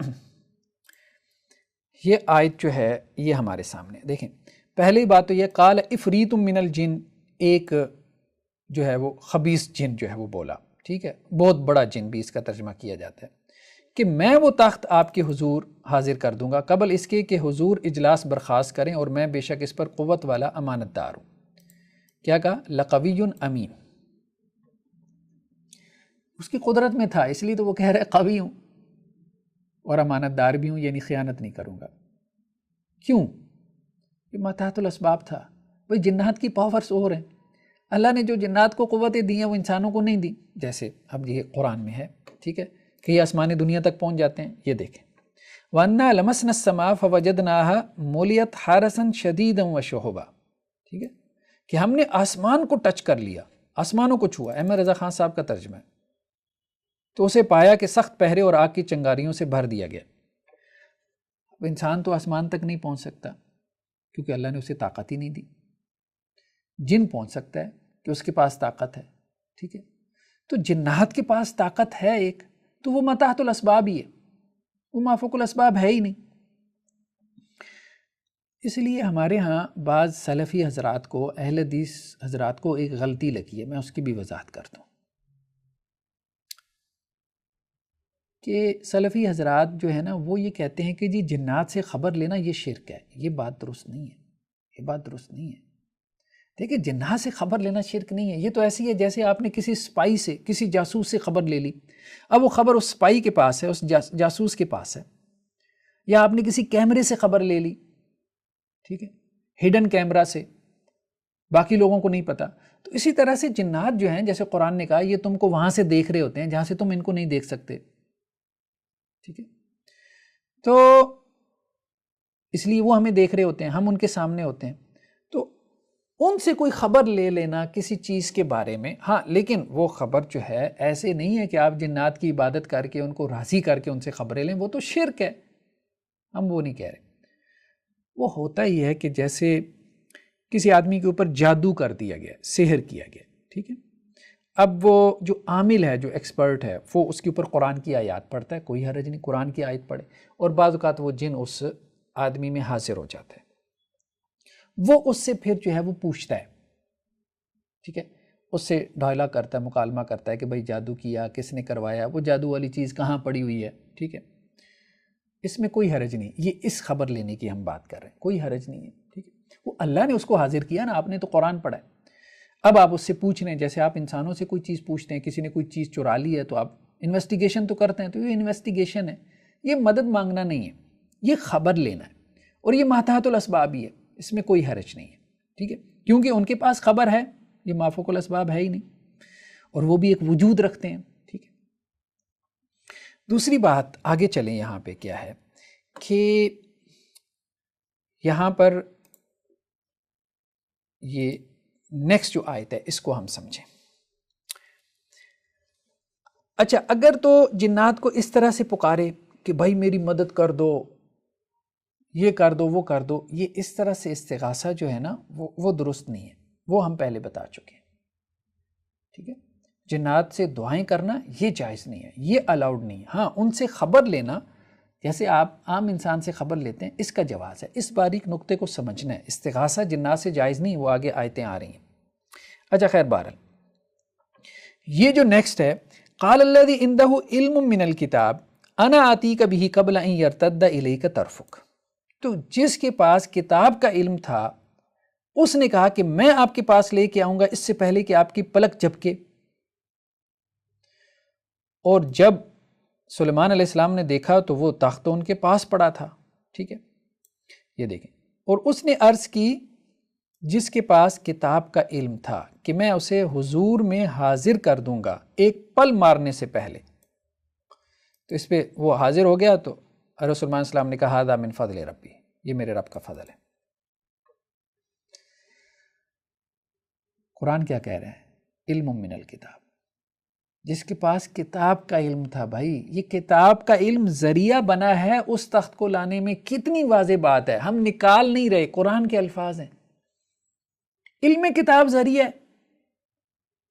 بھائی آپ کتاب کو سمجھے تو صحیح، پہلے اللہ تعالیٰ نے اس کتاب کو شفا بنایا، آپ کے مسائل کا حل بنایا ہے، خود قرآن کہتا ہے کہ اس میں لوگوں کے لیے شفا ہے، ٹھیک ہے، سورہ فاتحہ جو ہے وہ شفا ہے، بہت سی بیماریوں کا علاج ہے، تو یہ سورہ فاتحہ ذریعہ ہے، سبب ہے، واسطہ ہے، وسیلہ ہے، تو یہ اللہ کا کلام ہے، اللہ کے کلام اللہ کی صفت ہے، اللہ کا کلام کہ اللہ کی صفت ہے، یہ قرآن مجید یہ اللہ کا کلام ہے۔ اس سے پہلے جو کتابیں اترتی تھیں، ظاہر بات ہے وہ اللہ کا کلام تھی، حضرت سلیمان علیہ السلام کے زمانے میں تورات تھی، وہ اللہ کے نبی ہیں، تو اب اس شخص کے پاس کتاب کا علم ہے، کتاب کا علم ہے، اس بات کو سمجھیں، وہ آسمانی کتاب ہے، وہ اللہ کا کلام ہے جس کا علم اس کے پاس ہے، اور اللہ کا کلام اللہ کی صفت ہے۔ تو اب آپ دیکھیں قرآن مجید کے ذریعے کینسر کے مریض شفا یاب ہو جاتے ہیں، تو اب قرآن کے ذریعے سے آپ کہہ لیں، قرآن کے واسطے سے کہہ لیں، قرآن کے وسیلے سے کہہ لیں، ہمیں اس میں کوئی سروکار نہیں ہے، ٹھیک ہے بھائی، اللہ کا کلام ہے، ہم تو کہہ رہے ہیں اللہ کی صفات، اللہ کے ناموں کے ذریعے سے جو ہے وہ آپ دعا کر سکتے ہیں، اور ان کے وسیلے سے جو ہے وہ شفا بھی ملتی ہے اور آپ کے کام بھی ہو جاتے ہیں، کس سے؟ اللہ کے کلام، اللہ کا کلام اللہ کا غیر نہیں ہے، اللہ کی کتاب اللہ کا کلام ہے، اور اللہ کا کلام اللہ کا غیر نہیں ہے، اللہ کی صفت ہے، اللہ کی صفت اللہ کی ذات سے جدا نہیں ہے، اس بات کو سمجھنے کی کوشش کریں۔ تو وہاں وہ علم کتاب سبب بنا ہے، کتاب کا جو علم ہے، ٹھیک ہے، وہ سبب بنا ہے کہ وہ جو تخت تھا ملکہ بلقیس کا، وہ فوراً حضرت سلیمان علیہ السلام کے سامنے موجود ہوا، ٹھیک ہے، تو ایک بات تو یہ ہو گئی کہ یہاں سبب اور ذریعہ موجود ہے، یہ ما تحت الاسباب ہی ہے۔ دوسری بات یہ ہو گئی کہ دیکھیں اگر یہ ثابت ہو بھی جائے کہ یہاں کوئی سبب اور ذریعہ نہیں ہے، آپ کہتے ہیں جی مادی ذریعہ نہیں ہے، اور بھائی ٹھیک ہے آپ اس کو کہہ دیں کہ یہ مادی ذریعہ نہیں ہے، لیکن ذریعہ تو ہے نا، قرآن مجید ایک ذریعہ تو ہے، آپ کو شفا ملتی ہے بیماریوں سے، تو ٹھیک ہے آپ لیں، ہم نے کب منع کیا ہے، ہم نے کب کہا کہ یہ جائز نہیں ہے، ٹھیک ہے، اللہ کے ناموں سے اللہ کو پکارنا یہ مادی ذریعہ تو نہیں ہے، اللہ کے ناموں کو وسیلہ بنانا، اللہ کے نام تو مادی ذریعہ نہیں ہے، بنائیں آپ وسیلہ، کس نے منع کیا؟ آپ کے جو نیک اعمال ہیں وہ کوئی مادی چیز تو نہیں ہے، ان کو آپ وسیلہ بنائیں، بالکل بنائیں۔ کسی زندہ شخص کو اللہ کی جناب میں وسیلہ بنانا، اس سے دعا کرنا یا اللہ سے کے سامنے جو ہے دعا کروانا اس سے، تو یہ کوئی مادی وسیلہ تو نہیں ہے؟ نہیں ہے، جائز ہے، بالکل جائز ہے۔ تو ہم یہ تو نہیں کہہ رہے کہ مادی جو ہے اور غیر مادی، یہ فرق تو ہم نے کیا ہی نہیں ہے، ٹھیک ہے؟ تو اس بات کو تھوڑا سا جو ہے وہ انڈرسٹینڈ کریں، سمجھیں باتوں کو۔ اصل چیز جو ہے وہ شرک اللہ نے حرام قرار دیا ہے۔ بیسیکلی آپ کے وسیلے کی صورتیں جو ہے نا بعض اوقات شرک تک پہنچا دیتی ہیں، اور بعض اوقات وہ شرک تک نہیں پہنچاتی لیکن شرک تک پہنچنے کا ذریعہ بن سکتی ہیں، ذریعہ بن سکتی ہیں، یہ بات ذہن میں رکھیں۔ تو اس لیے اس کو سدن لذریعہ جو ہے وہ دین نے منع کیا۔ تو یہاں پہ کیا ہے، ایک تو علم کتاب ہے، ٹھیک ہے جی، اس علم کتاب کی وجہ سے جو ہے وہ تخت وہاں پہ حاضر ہوا ہے، ٹھیک ہے۔ اور اگر آپ کہہ دیتے ہیں کہ جی یہ جو ہے وہ ما تحت الاسباب نہیں تھا، یہ غیر مادی ذرائع تھے، یہ ما فوق الاسباب تھا، پھر بھی ہمیں یہ حکم نہیں ہے کہ ہم مانگیں، ہمیں یہ حکم نہیں ہے کہ ہم مانگیں، ٹھیک ہے۔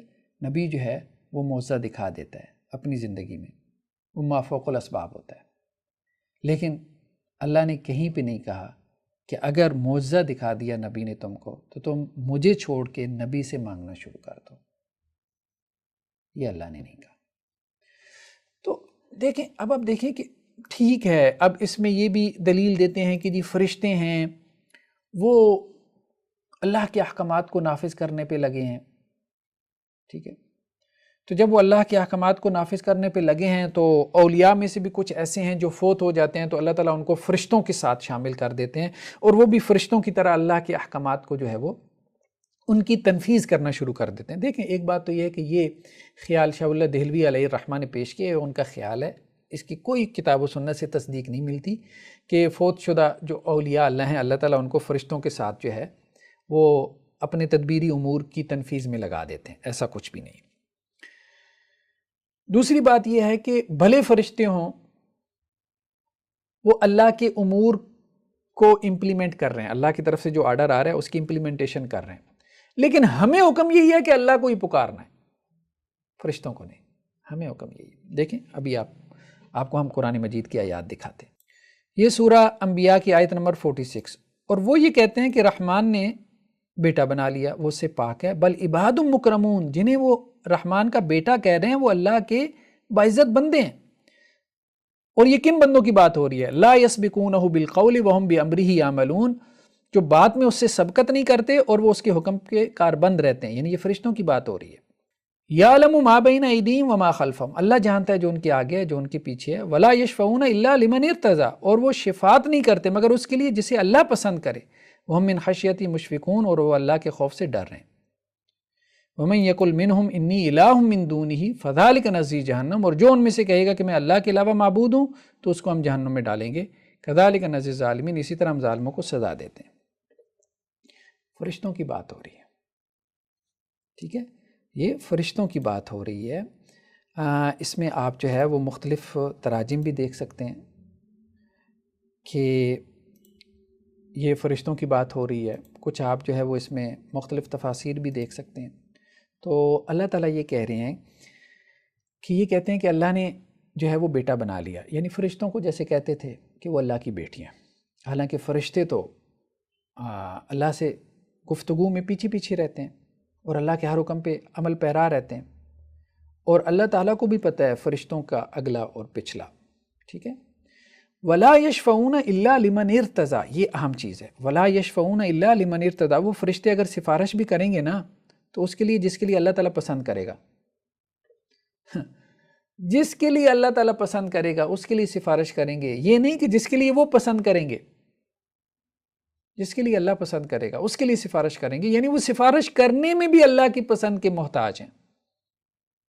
یہی انبیاء کا معاملہ ہے۔ شفاعت پہ ہم علیحدہ سے ایک پورا لیکچر ریکارڈ کریں گے قرآن مجید کی روشنی میں۔ وَهُم مِّن خَشْيَتِهِ مُشْفِقُونَ، اور وہ اللہ کے خشیت سے ڈرتے رہتے ہیں، یعنی جن کو انہوں نے معبود بنا لیا ہے، ٹھیک ہے، وہ اللہ کے بندے ہیں، وہ تو اللہ سے ڈرتے رہتے ہیں، ہر وقت اللہ سے ڈرتے رہتے ہیں، اور یہ ان کی عبادت پہ لگے۔ اب دیکھیں مشرکین مکہ فرشتوں کی کیا عبادت کرتے تھے؟ بت بنائے ہوئے تھے؟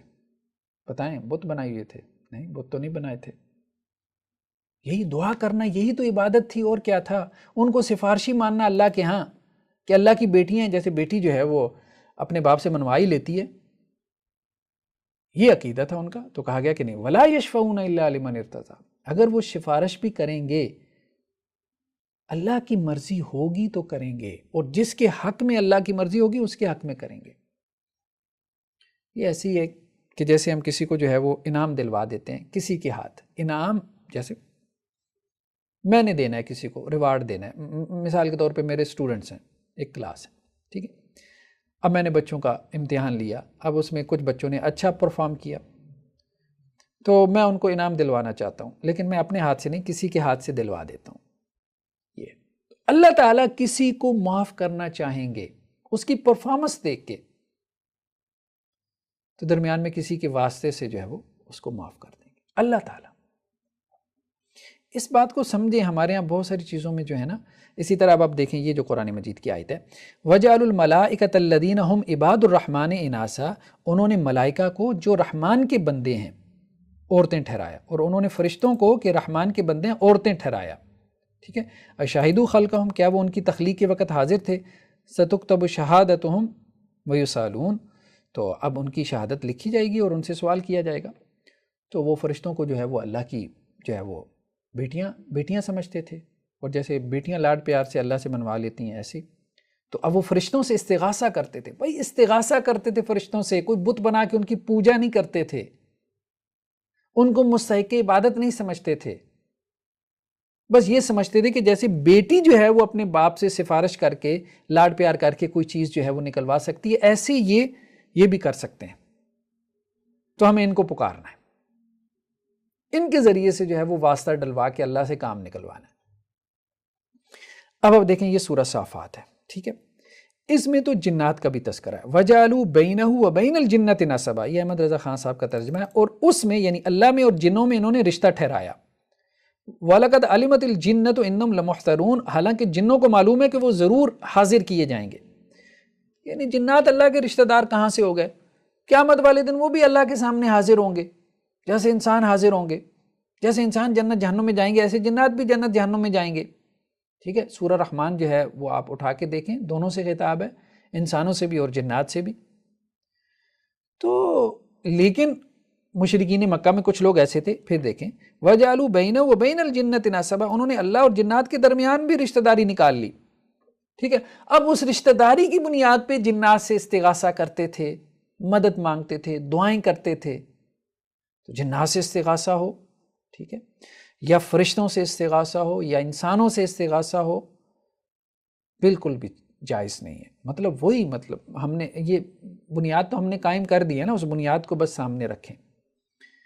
ایک ہے زندہ سے جو ہے وہ کوئی مدد طلب کرنا، اس لیے کہ اس میں شرک کا پہلو نہیں ہے، اس میں شرک کا پہلو نہیں ہے. لیکن جو موجود نہیں ہے، غیر حاضر ہے، ٹھیک ہے، اس سے استغاثہ کرنا. یعنی کوئی بندہ یہاں پہ ہے ہی نہیں، دنیا کے کسی دوسرے کونے میں بیٹھا ہے، آپ اس کو پکاری جا رہے ہیں، استغاثہ کر رہے ہیں، تو یہ بھی شرک ہے. جو فوت ہو چکا دوسری دنیا میں چلا گیا، اس سے استغاثہ کرنا یہ بھی شرک ہے.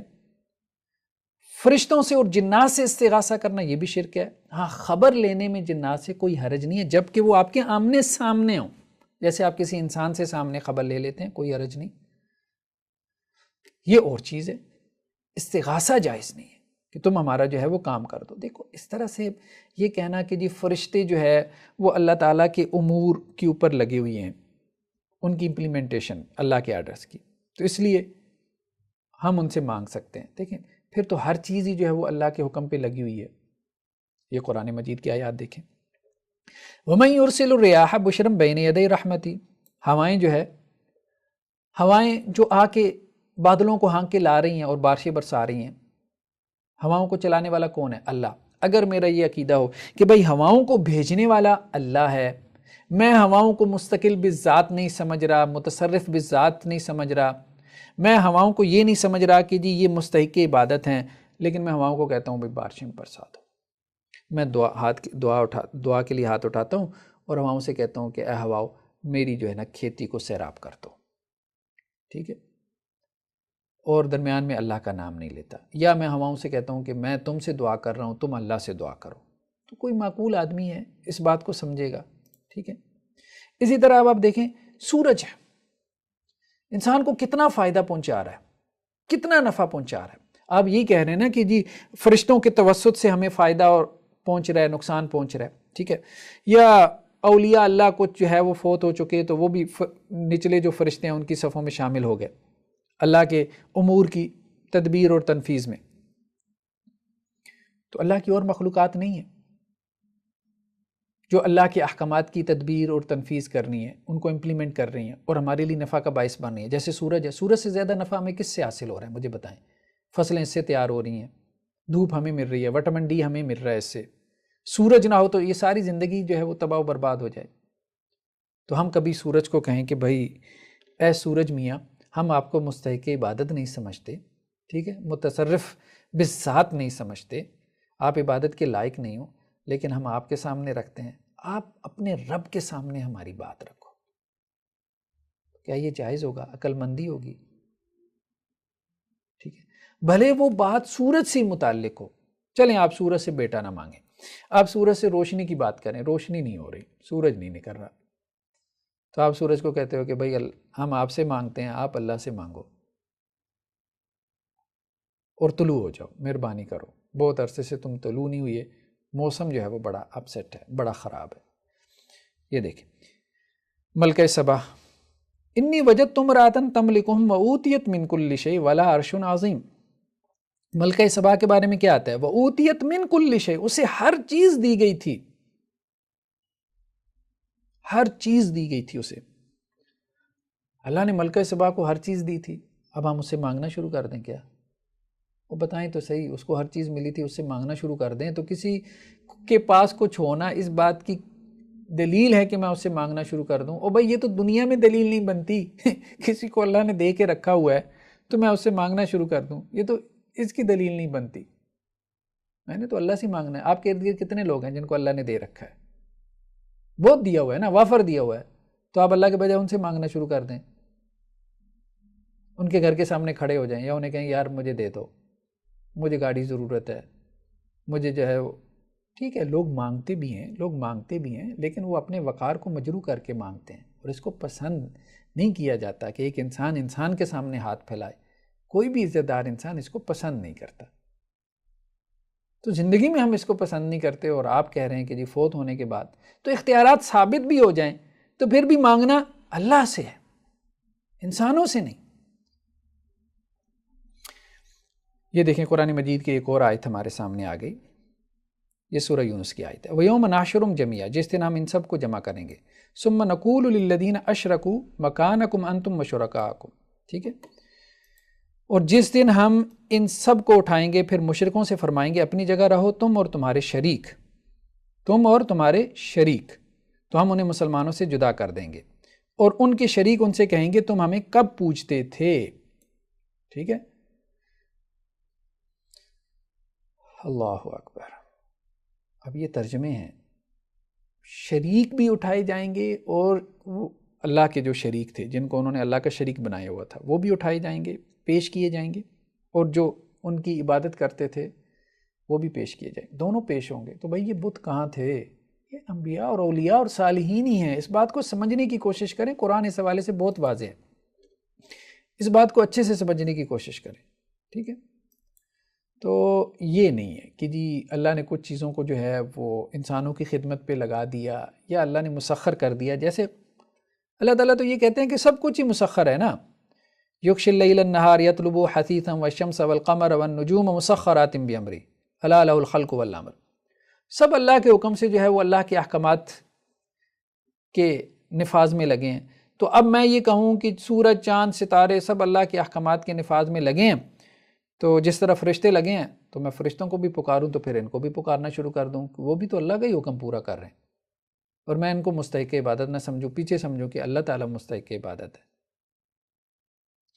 مطلب کیسی باتیں کر رہے ہیں، اور آپ کیسے رستے کھول رہے ہیں، اور یقین مانیں ابھی ایک دو دن پہلے کسی صاحب نے ویڈیو شیئر کی ہے، اس میں لال شہباز قلندر، ان کا باقاعدہ مجسمہ اسٹیچو بنا لیا بھائی. اب وہ باتیں رہ گئیں، تصویریں بنا کے لوگ گھروں میں لٹکاتے تھے اور سامنے ایسے جیسے وہ ہندوؤں میں پرنام ہوتا ہے نا، صبح اٹھ کے نماز پڑھی کوئی نہیں، تصویر کے سامنے کھڑے ہو گئے. اب وہ باتیں دور رہ گئیں. اب اسٹیچوز بنا کے باقاعدہ جو ہے وہ ان کا طواف کیا جا رہا ہے، اولیاء اللہ کا، ان کے مزاروں کے اوپر. اور آپ کہتے ہیں شرک کوئی نہیں ہو رہا، شرک کوئی نہیں ہو رہا. پھر بھائی پھر شرک یہ نہیں ہے تو پھر کیا ہے دنیا میں شرک؟ اب ہمیں بات سمجھ میں نہیں آتی. نیکسٹ کویسچن یہ آیا ہے کہ حضرت خضر علیہ السلام کے واقعے میں ہے کہ اللہ تعالیٰ فرشتوں کی طرح بعض نیک بندوں کو اپنے نظام قدرت میں فرشتوں کی طرح استعمال کرتا ہے. یہ بندے فرشتوں کی طرح کچھ اپنے اختیار تو نہیں رکھتے، یعنی اپنے اختیار سے تو کچھ نہیں کر سکتے، لیکن اللہ کی اجازت سے کر سکتے ہیں. تو بھائی اس پہ ہم تفصیلی گفتگو کر چکے ہیں کہ یہ شرک ہے، یہ شرک ہے. ہم نے کہا کہ صرف حضرت خضر علیہ السلام کا آپ کیوں لیتے ہیں؟ پہلی بات تو یہ ہے کہ یہ ثابت کریں کہ حضرت خضر نبی تھے، فرشتہ ہیں یا اللہ کے ولی تھے. یہی مسئلہ اختلافی ہے. ٹھیک ہے، تو اگر وہ فرشتہ ہیں یا اللہ کے نبی ہیں یا اللہ کے ولی ہیں، جو بھی ہیں، بہرحال حضرت خضر علیہ السلام جو ہیں اب اس دنیا میں نہیں ہیں، اس دنیا میں نہیں ہیں. وہ بھی کسی کہانی ہے کہ وہ اس دنیا میں ہیں، ہم اس پہ علیحدہ سے انشاءاللہ سے ویڈیو بنائیں گے. مان لیا کہ وہ فرشتے ہیں، اگر ہم اس رائے کو مان لیتے ہیں، اور اللہ کے حکم سے جو ہے وہ اللہ کے آرڈرز کی امپلیمنٹیشن میں لگے ہیں، لیکن مجھے استغاثے کا حکم نہیں ہے، ان کو پکارنے کا حکم نہیں. مجھے یہ حکم ہے کہ تم نے اللہ سے مانگنا ہے. کیونکہ وہ اللہ کے احکامات کی تنفیذ کرنے والے ہیں. مانگنا میں نے اسی سے ہے، باقی اللہ تعالیٰ مجھے جس ذریعے سے بھی دے دے. ٹھیک ہے، مجھے ان سے مانگنے کا حکم نہیں ہے. یہی بات ہم نے کہی ہے کہ مشرکین مکہ کا یہی معاملہ تھا کہ وہ فرشتوں کو جو اللہ کی بیٹیاں بنا کے بیٹھے تھے، وہ جنات کی جو رشتہ داریاں اللہ سے ثابت کر رہے تھے، وہ بیسیکلی ان کو واسطہ ہی بنا رہے تھے، میڈیم بنا رہے تھے، ذریعہ بنا رہے تھے. اصل وہ اللہ کو ہی مان رہے تھے. ٹھیک ہے، تو اس پہ ہم جو ہے وہ تفصیل سے گفتگو کر چکے ہیں، اور ہم نے کہا کہ یہ صرف پھر حضرت خضر کی بات نہیں ہے. پھر آپ ہواؤں سے بھی مانگیں، پھر آپ سورج چاند ستاروں سے بھی مانگیں، کیونکہ وہ بھی اللہ کے حکم سے ہی آپ کو دے رہے ہیں. آپ کون سا سمجھ رہے ہیں کہ جی وہ اللہ کے حکم سے نہیں دے رہے؟ اور پھر ذات انوات کا ہم نے آپ کو قصہ سنایا کہ وہ جو صحابہ نے کہا تھا کہ اللہ کے وسلم ہمارے لیے بھی ایک درخت مقرر کر دیں جیسے مشرکین کا درخت تھا. تو اب کیا صحابہ کا خیال تھا کہ یہ خود سے ہمیں کچھ دے گا درخت؟ یہ تو کامن سینس کی بات ہے، یہ تو کوئی ہندو بھی عقیدہ نہیں رکھے گا کہ یہ بت مجھے خود سے دے گا. اس کا بھی یہ عقیدہ نہیں ہے. پوچھ لیں جا کے اس سے، ہم نے پچھلے لیکچر میں تفصیل سے فلاسفیز بیان کی ہیں اس کی. اس کا بھی یہ عقیدہ نہیں ہے. وہ اس بات کو سمجھتا ہے مٹی کا ڈھیر ہے، میں تو خود اس کو گنگا جمنا میں جا کے بہاتا ہوں، اٹھا کے پھینکوں تو ٹوٹ جائے، اس نے میری کیا مرادیں پوری کرنی ہے، یہ میرے کون سے نفع نقصان کا مالک ہے. وہ یہ نہیں سمجھتا کہ یہ بت اس کا چھوٹا سا، یہ اس کے نفع نقصان کا مالک ہے، جس کو وہ اپنے جیب میں بھی ڈال لیتا ہے. ٹھیک ہے، جس کی چابی ختم ہو جاتی ہے، سیل ختم ہو جائے تو وہ بولنا بند کر دیتا ہے. تو کہنے کا مقصد یہ ہندو بھی نہیں سمجھتا، اس میں بھی اتنی کامن سینس ہے. وہ اصل میں اس کو اللہ کے ہاں سفارشی بنا رہے ہوتے ہیں، اس کو بھی نہیں، اس کے پیچھے جو ان کے ہاں اپنے نیک بندوں کا کانسیپٹ ہوتا ہے جو دنیا سے چلے گئے، جن کی یاد میں انہوں نے یہ بت بنا لیے. جیسے لال شہباز قلندر، ان کا جو ہے وہ لوگوں نے مجسمہ بنا لیا، یا اسی طرح سے بہت سے اولیاء کی لوگوں نے کیا کی کہ تصویریں بنا کے اپنے گھروں میں لٹکا لیں، یا اپنی دکانوں پہ لٹکا لیں، یا اپنے جو ہے وہ آپ کہہ لیں کہ بیڈ رومز کے اندر لٹکا لیں، اور ان کی تعظیم ہو رہی ہے. ٹھیک ہے، ان کے سامنے جو ہے اسی طرح سے جھکا جا رہا ہے جیسے اللہ کے سامنے جو ہے وہ جھکا جاتا ہے. بہرحال اس سے بچنا چاہیے، بہت خطرناک رستہ ہے. چلیے نیکسٹ کویسچن یہ ہے کہ امام ذہبی نے لکھا ہے کہ امام بخاری کی قبر کو وسیلہ بنا کر دعا کی جاتی تھی اور بارش ہو جاتی تھی. تو اب استغاثہ تو جائز ہوا.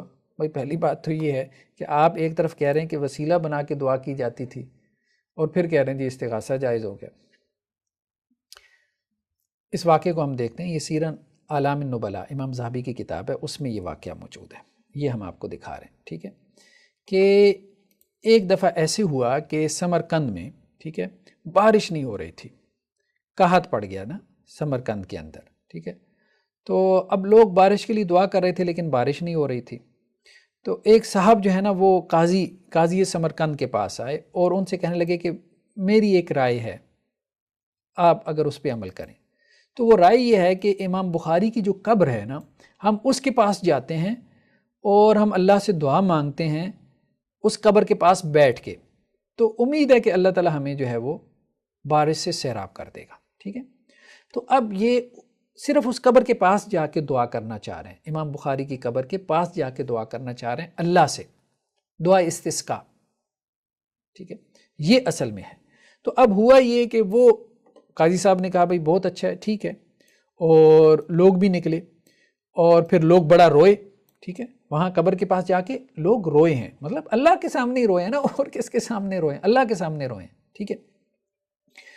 اور پھر انہوں نے جو صاحب قبر ہے اس کے وسیلے سے دعا مانگی. ٹھیک ہے، آپ یوں کہہ سکتے ہیں زیادہ سے زیادہ صاحب قبر سے دعا مانگی، ایسی کوئی بات عبارت میں موجود نہیں ہے. یہ دیکھیں، وَتَشَفَّعُوا بِصَاحِبِهِ.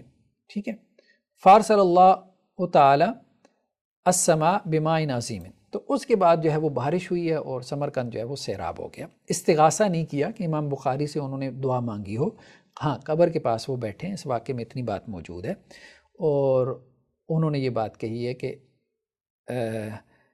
اللہ سبحانہ و تعالیٰ سے انہوں نے دعا مانگی ہے کہ یا اللہ، یہ جو صاحب قبر ہیں، ٹھیک ہے، انہوں نے آپ کے جو ہے دین کے لیے ان کی بڑی خدمات ہیں، تو ان کے وسیلے سے ہم آپ سے دعا کر رہے ہیں.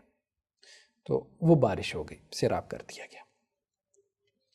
ہمیں اس واقعے کی سند میں ابھی نہیں جانا، ٹھیک ہے، ہم ابھی اس پہ گفتگو نہیں کرتے، لیکن کہنے کا مقصد یہ ہے کہ ہمارے نزدیک یہ عمل درست نہیں ہے. سیدھی سی بات ہے، درست نہیں ہے. جو چیز بھلے محدثین سے آئے، اگر وہ درست نہیں ہے تو بھائی وہ درست نہیں ہے. کیوں درست نہیں ہے؟ کیونکہ صحیح مسلم کی روایت ہے، حضرت عمر بن خطاب رضی اللہ عنہ یہ کہتے ہیں کہ نبی کریم صلی اللہ علیہ وسلم کے زمانے میں ہم آپ کو وسیلہ بناتے تھے اور آپ کے وسیلے سے اللہ سے بارش طلب کرتے تھے، اور یہ روایت ہم آپ کو دکھا چکے ہیں. لیکن جب آپ صلی اللہ علیہ وسلم چلے گئے تو ہم آپ صلی اللہ علیہ وسلم کے چچا کو، یعنی حضرت عمر رضی اللہ عنہ قبر پہ نہیں گئے، رسول اللہ صلی اللہ علیہ وسلم کی قبر پہ نہیں گئے. رسول اللہ صلی اللہ علیہ وسلم سے کیا بہتر ہے امام بخاری؟ ٹھیک ہے، اور قاضی سمرقند سے جو ہے وہ کیا بہتر ہے حضرت عمر سے؟ نہیں. تو اللہ کے رسول صلی اللہ علیہ وسلم کی حدیث ہے کہ آپ صلی اللہ علیہ وسلم فرمایا کہ ان قریب تم بہت اختلاف دیکھو گے. یہ روایت بھی ہم آپ کو دکھا چکے ہیں، اور اس اختلاف میں خلفائے راشدین کی سنت کو پکڑ لینا، بس بدعت سے بچ جاؤ گے. تو یہ درست نہیں ہے. یہ طرز عمل محدثین نے کیا یا محدثین نے نقل کیا، ٹھیک ہے، یا ان کی کتابوں میں آ گیا، ٹھیک ہے، انہوں نے کیا نہیں کیا، وہ اس کے جواز کے قائل تھے نہیں تھے، ہمیں اس سے کوئی کنسرن نہیں ہے بھائی. ہمیں کتاب و سنت سے کنسرن ہے، ہمیں کتاب و سنت سے صرف کنسرن ہے. ہم نے عقیدہ کتاب و سنت سے لینا. دوسرا، یہاں استغاثہ موجود نہیں ہے. ٹھیک ہے، اس واقعے میں استغاثے کا ذکر نہیں ہے کہ امام بخاری سے مانگا گیا ہو. ہاں، آپ زیادہ سے زیادہ یہ کہہ سکتے ہیں کہ وسیلے کا تذکرہ ہے، وہ بات ٹھیک ہے. نیکسٹ کویسچن یہ ہے کہ ایک صاحب نے اپنا ایک واقعہ بیان کیا کہ اپنے مطلب آپ کہہ لیں جاننے والے یا عزیز کے حوالے سے کہ عمرے کا ان کا ارادہ تھا، تو جب بھی وہ سوچتے تو کوئی نہ کوئی مسئلہ درپیش آ جاتا اور وہ عمرہ ان کا درمیان میں رہ جاتا. تو وہ ایک دن اپنی والدہ کی قبر پہ گئے اور کہا کہ اماں جان میرے لیے دعا کریں کہ اللہ مجھے عمرے پہ بلا لے، اور اس کے بعد انہیں عمرے کی سعادت مل گئی. اچھا، اس قسم کے واقعات اور بھی لوگوں نے بیان کیے کہ جی یہ اس طرح سے ہم نے وسیلے سے دعا کی. تو دیکھیں بات یہ، ہم آپ کو پہلے یہ بات کہہ چکے ہیں، بہت کلیئر کٹ بات ہے. اللہ نے جو آپ کی تقدیر میں لکھا ہے وہ ہو کے رہنا ہے. جو آپ کی تقدیر میں لکھا ہے وہ ہو کے رہنا ہے. آپ بت سے بھی مانگیں گے آپ کو ملے گا. بھائی جو بتوں سے مانگ رہے ہیں کیا ان کو دنیا میں نہیں مل رہا؟ ان کی اولاد نہیں ہے، وہ ہندوؤں کی اولاد نہیں ہو رہی، اور ان کی منتیں مرادیں پوری نہیں ہو رہی ہیں. وہ بھی یہی دلائل دیتے ہیں. عیسائیوں کے پاس چلے جائیں، وہ کہتے ہیں ہم جیزس کو، مسیح علیہ السلام کو پکارتے ہیں، ہماری دعائیں پوری ہوتی ہیں. ان کے پاس بھی یہ دلیل ہے. ہم نے یہ دیکھنا ہے کہ اللہ نے ہمیں اس سے منع تو نہیں کیا. اصل بات یہ بندہ مومن کے سامنے یہ چیز ہونی چاہیے، یہ نہیں کہ بھائی اس سے میری مراد پوری ہو جاتی ہے. مراد تو جو بت کے سامنے رکھ رہا ہے اس کی بھی پوری ہو رہی ہے، تو کیا ٹھیک ہے؟ یہ نہیں ٹھیک بھائی، نہیں ٹھیک. یہ بات ٹھیک نہیں ہے. اس بات کو سمجھیں. مراد پوری ہونا اس بات کی دلیل نہیں ہے کہ آپ نے ٹھیک کام کیا. اس بات کی دلیل نہیں ہے. آپ اس کام کی سند کتاب و سنت سے لے کے آئیں گے، بلکہ آپ تو اور فتنے میں پڑ جائیں گے. اگر وہ کام ہو گیا آپ کا تو آپ تو اور فتنے میں پڑ جائیں گے. اور اللہ تعالیٰ تو یہی بات کہتے ہیں کہ جو فتنے میں پڑنا چاہتا ہے پھر اس کے لیے فتنے کی جو ہے وہ راستے کھل جاتے ہیں.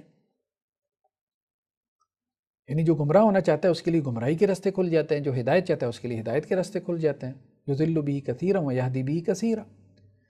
تو اس لیے ان چیزوں کو دلیل نہ بنائیں، ان چیزوں کو دلیل نہ بنائیں کہ جی یہ ہو گیا تو یہ اس بات کی دلیل ہے. کہ پہلی بات تو یہ کہ مجھے یہ بتائیں کہ کیا یہ چیز جو ہے جو آپ کا عمل ہے یہ دین کا مصدر ہے؟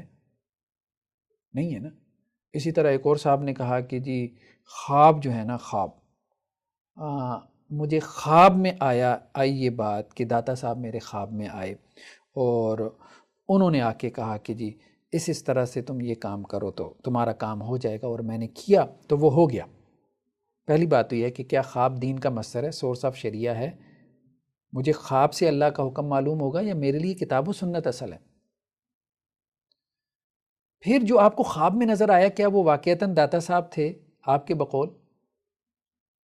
ٹھیک ہے، شیخ علی حجویری علیہ الرحمہ تھے، یا وہ کوئی شیطان تھا جو آپ کو غلط راستے پہ ڈالنا چاہ رہا تھا؟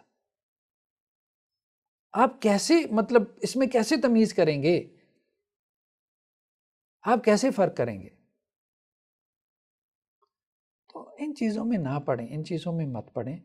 ٹھیک ہے، آپ کبھی اس کے اوپر ریسرچ کریں. نیئر ڈیتھ ایکسپیرینس، موت کے قریب جو لوگوں کو ایکسپیرینسز ہوتے ہیں، اس پہ بڑی ریسرچز ہیں ویسٹ میں، مغرب میں. تو یا لوگ کچھ مر جاتے ہیں پھر واپس آ جاتے ہیں، اس میں ایرانیوں کے ہیں اور لوگوں کے ہیں، ہر کسی کو اپنے عقیدے کے مطابق جو ہے وہ آگے عالم نظر آ رہا ہوتا ہے. اس پہ ریسرچز موجود ہیں. جو عیسائی ہے وہ اس کی مرنے کے بعد جو ہے وہ جیزس سے ملاقات ہوئی اور بڑا جو ہے اس کے لیے ویلکمنگ ماحول ہے. جو ہندو ہے اس کو اپنے عقیدے کے مطابق اگلی دنیا نظر آتی ہے نیئر ڈیتھ ایکسپیرینس میں. ان میں نہ جائیں، یہ کوئی سورس آف شریعہ نہیں ہے. ٹھیک ہے، سورس آف شریعہ جو ہے نا وہ صرف کتاب و سنت ہے. ہم نے کہا تھا کہ آپ حرام طریقے سے کمائیں گے، کمائی پھر بھی آ جائے گی، کمائی پھر بھی آ جائے گی، پیسہ تو آپ کو مل جائے گا. تو آپ کہتے ہیں جی پیسہ مل گیا مجھے، پیسہ مل گیا مجھے. آپ دعا کرتے ہیں یا اللہ میری لاٹری نکل آئے. اب آپ کی لاٹری نکل آتی ہے، آپ کہتے ہیں جی اب یہ جو ہے نا اس بات کی جو ہے وہ دلیل ہے کہ لاٹری جائز ہوگی. اس بات کی دلیل نہیں ہے. آپ کو لاٹری کتاب و سنت سے جو ہے اس کا جواز نکالنا پڑے گا.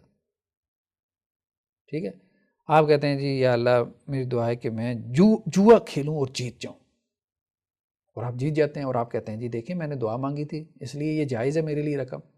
نہیں، آپ نے جس ذریعے سے حاصل کیا پہلے یہ ثابت کریں کتاب و سنت سے کہ وہ ذریعہ جائز ہے، یہ ٹھیک نہیں ہے. اچھا جی، نیکسٹ ایک سوال ہے کہ کیا اس طرح سے وسیلہ نبی کا جو ہے وہ جائز ہے کہ آپ یہ کہیں کہ اے پروردگار مجھے جو اپنے نبی سے محبت ہے اس کا واسطہ، یا میں جو آپ کے نبی کی اطاعت کرتا ہوں، یا میں جو آپ کے نبی کا فرما بردار ہوں، یا اللہ اس کا واسطہ آپ میرا یہ کام کر دیں. دیکھیں اس وسیلے میں کوئی حرج نہیں، یہ وسیلہ جائز ہے، سب کے نزدیک جائز ہے. ایون کہ امام ابن تیمیہ علیہ الرحمہ مجموع الفتاوی میں کہتے ہیں کہ یہ وسیلہ جائز ہے. اور کسی نے مجھے کہا کہ مفتی طارق مسعود صاحب نے یہ بات کہی تھی کہ ہم اس معنی میں وسیلے کو مانتے ہیں. دیکھیں اگر وسیلے کا یہ معنی آپ کرتے ہیں تو اس میں کوئی حرج نہیں ہے، کوئی حرج نہیں کہ نبی کریم صلی اللہ علیہ وسلم کا اس طرح کا وسیلہ، بلکہ اس طرح کے وسیلے میں ہمیں بھی اپنی دعاؤں میں شامل کر لیں. بھائی ہمیں بھی کر لیں. اس کو سمجھیں یہ کیا ہے، یہ ہے کہ میں یہ کہتا ہوں اللہ سبحانہ و تعالیٰ مجھے جو آپ کے نبی سے محبت ہے. اب دیکھیں میری جو محبت ہے نبی سے وہ میرا فعل ہے، میرا ایک نیک عمل ہے، تو میں اپنے نیک عمل کا وسیلہ بنا سکتا ہوں. تو یا اللہ آپ کے نبی سے محبت کا واسطہ، یعنی میری جو آپ کے نبی سے محبت ہے اس کا واسطہ، یہ میں اپنے عمل کا واسطہ ہی پیش کر رہا ہوں. کیونکہ محبت ایک فعل ہے نا، ایکشن آف دی ہارٹ ہے، فعل القلب ہے، افعال القلوب میں سے ہے. ٹھیک ہے، تو ٹھیک ہے، کوئی حرج نہیں، کوئی حرج نہیں، ایسے وسیلے سے دعا مانگنے میں کوئی حرج نہیں. نیکسٹ ایک کویشچن ہے کہ امام احمد بن حنبل توسل کے قائل تھے. دیکھیں امام احمد بن حنبل کے بارے میں کچھ چیزیں ایسی ملتی ہیں کہ وہ توسل کے قائل تھے. باقی 3 ائمہ جو ہے وہ توسل کے قائل نہیں تھے، مطلب ان سے ثابت کرنا ممکن نہیں ہے، ٹھیک ہے، بلکہ منع والی چیزیں شاید کچھ مل جائیں. تو امام احمد بن حنبل جس توسل کے قائل تھے، تو وہ ہمیں بات جو سمجھ میں آتی ہے وہ اسی توسل کے قائل تھے کہ یہ جیسے نبی سے محبت کا جو وسیلہ ہے، ٹھیک ہے، یا نبی کی اطاعت کا جو وسیلہ ہے، اس معنی میں وہ توسل کے قائل تھے، اور اس میں میرے خیال میں کوئی حرج نہیں ہے. اگر اس کے علاوہ وہ کسی اور معنی میں توسل کے قائل تھے، دیکھیں آپ ثابت بھی کر دیتے ہیں، تو ہمیں اس سے بھائی کوئی کنسرن نہیں ہے. ہم یہی کہیں گے کہ وہ ٹھیک نہیں ہے، ہمارے نزدیک وہ ٹھیک نہیں ہے، وہ وسیلہ جو ہے وہ ہمارے نزدیک ٹھیک نہیں ہے، شرک نہیں ہے، وسیلہ شرک نہیں ہے. ہم یہ بات پہلے کر چکے ہیں کہ نبی کے وسیلے سے دعا کرنا یہ شرک نہیں ہے، لیکن بہرحال یہ بات سنت سے ثابت نہیں ہے. کم از کم اس کو کہا جا سکتا ہے کہ اس کے اوپر بدعت کا جو ہے وہ اطلاق ہوتا ہے. لیکن امام احمد بن حنبل علیہ الرحمہ تو وہ جس توسل کے قائل تھے، تو وہ ہمیں یہی بات سمجھ میں آتی ہے کہ وہ یہ کہتے تھے، یا ان کے کہنے کا مفہوم یہی تھا کہ نبی سے آپ کو جو تعلق ہے اس کا آپ واسطہ دے سکتے ہیں، یا نبی کی آپ جو فرما برداری کرتے ہیں، جو آپ کی اتباع سنت ہے، اس کا آپ واسطہ دے سکتے ہیں. اس میں کوئی حرج نہیں. نیکسٹ کویشچن یہ ہے کہ ہم اذان کے بعد جو دعا مانگتے ہیں یا سنتے ہیں، اس میں وسیلے کا تذکرہ ہے، اس سے کیا مراد ہے؟ دیکھیں وہاں وسیلہ مانگنے کا ذکر ہے، اور وہ بھی رسول اللہ صلی اللہ علیہ وسلم کے لیے. اس دعا کے الفاظ ہم آپ کو دکھاتے ہیں، یہ دیکھیں. اللہم رب هذه الدعوۃ التامہ والصلاۃ القائمہ آت محمدا الوسیلۃ والفضیلہ. اے اللہ محمد صلی اللہ علیہ وسلم کو وسیلہ اور فضیلت دے. تو یہ فضیلت سے پتہ چل رہا ہے کہ یہ وسیلہ کیا ہے؟ ایک مقام ہے، ایک مرتبہ ہے جو آپ صلی اللہ علیہ وسلم کو آخرت میں ملے گا، ٹھیک ہے. بلکہ بعض روایات میں بھی ہے، جیسے یہ صحیح مسلم کی روایت ہے، ٹھیک ہے، کہ یہ جنت میں ایک درجے کا نام ہے جو اللہ کے بندوں میں صرف ایک بندے کے لائق ہے، اور مجھے امید ہے کہ وہ بندہ میں ہی ہوں. جس نے میرے لیے اللہ تعالیٰ سے وسیلے کی دعا کی، اس کے لیے میری شفاعت واجب ہو گئی، ٹھیک ہے.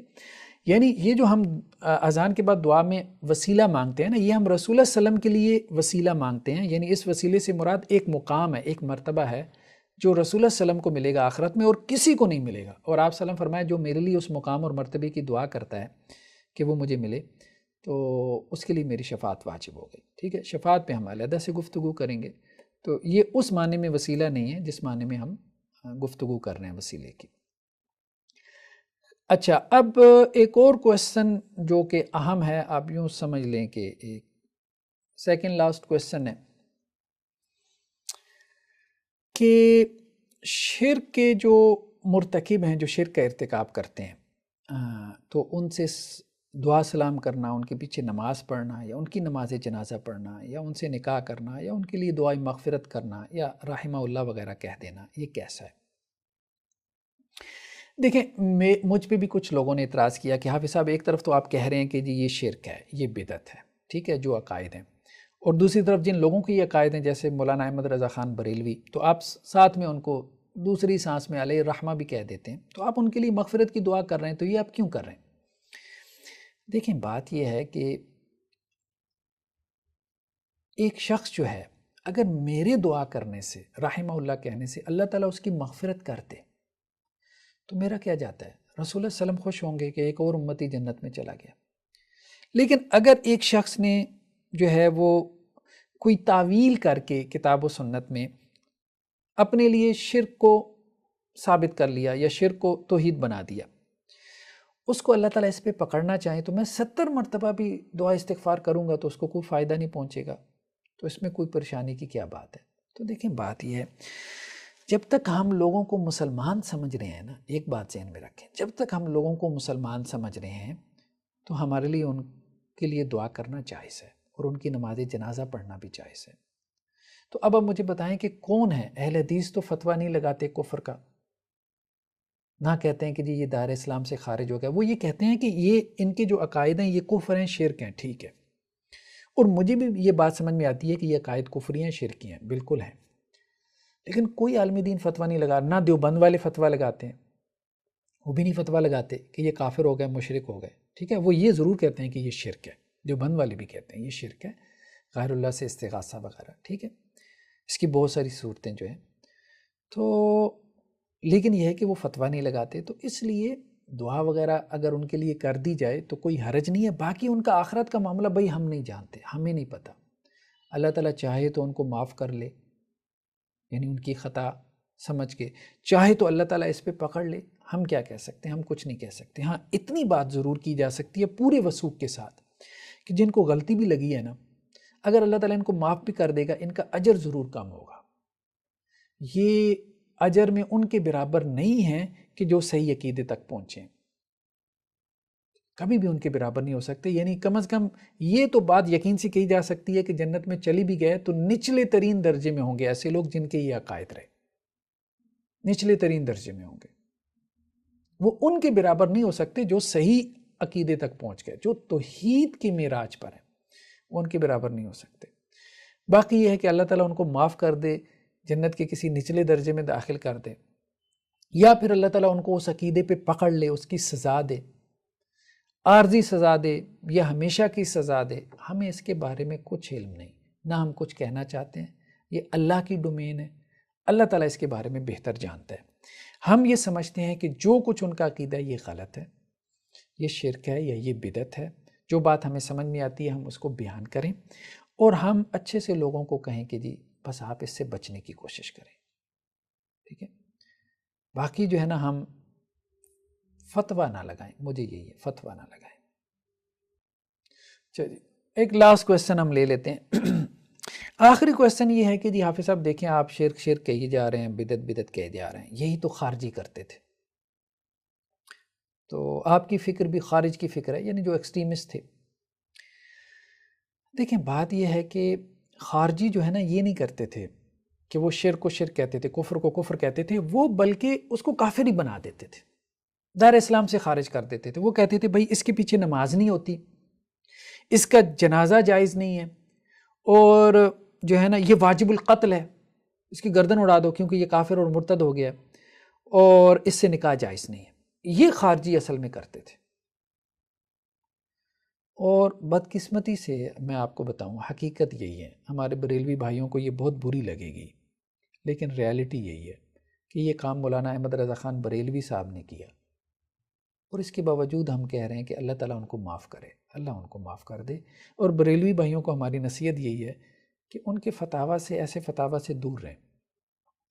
ان کے ایسے فتاویٰ نے سختی پیدا کی ہے، اور اسی سختی کا نتیجہ ہم اب دیکھ رہے ہیں بہت سے بریلوی تنظیموں میں، کہ وہ ہجوم کی طرح جس طرح سے پھٹتے ہیں اور لوگوں کا قتل ہو رہا ہے معمولی معمولی باتوں پہ، کوئی ثبوت بھی نہیں ہے، ٹھیک ہے، بے حرمتی اور توہین کا الزام لگا کے ایک مجمع جو ہے وہ بندے کو نہ صرف قتل کر دیتا ہے، بلکہ وہ ابھی جو حالیہ جو واقعہ ہوا اس میں تو وہ 10 انگلیاں اس بیچارے کی کاٹی ہیں، وہ جو ذہنی معذور تھا، ٹھیک ہے، اور اس کو درخت کے ساتھ لٹکایا ہے۔ آج دن کے واقعات ہیں۔ یہ ساری سختی کہاں سے آئی ہے؟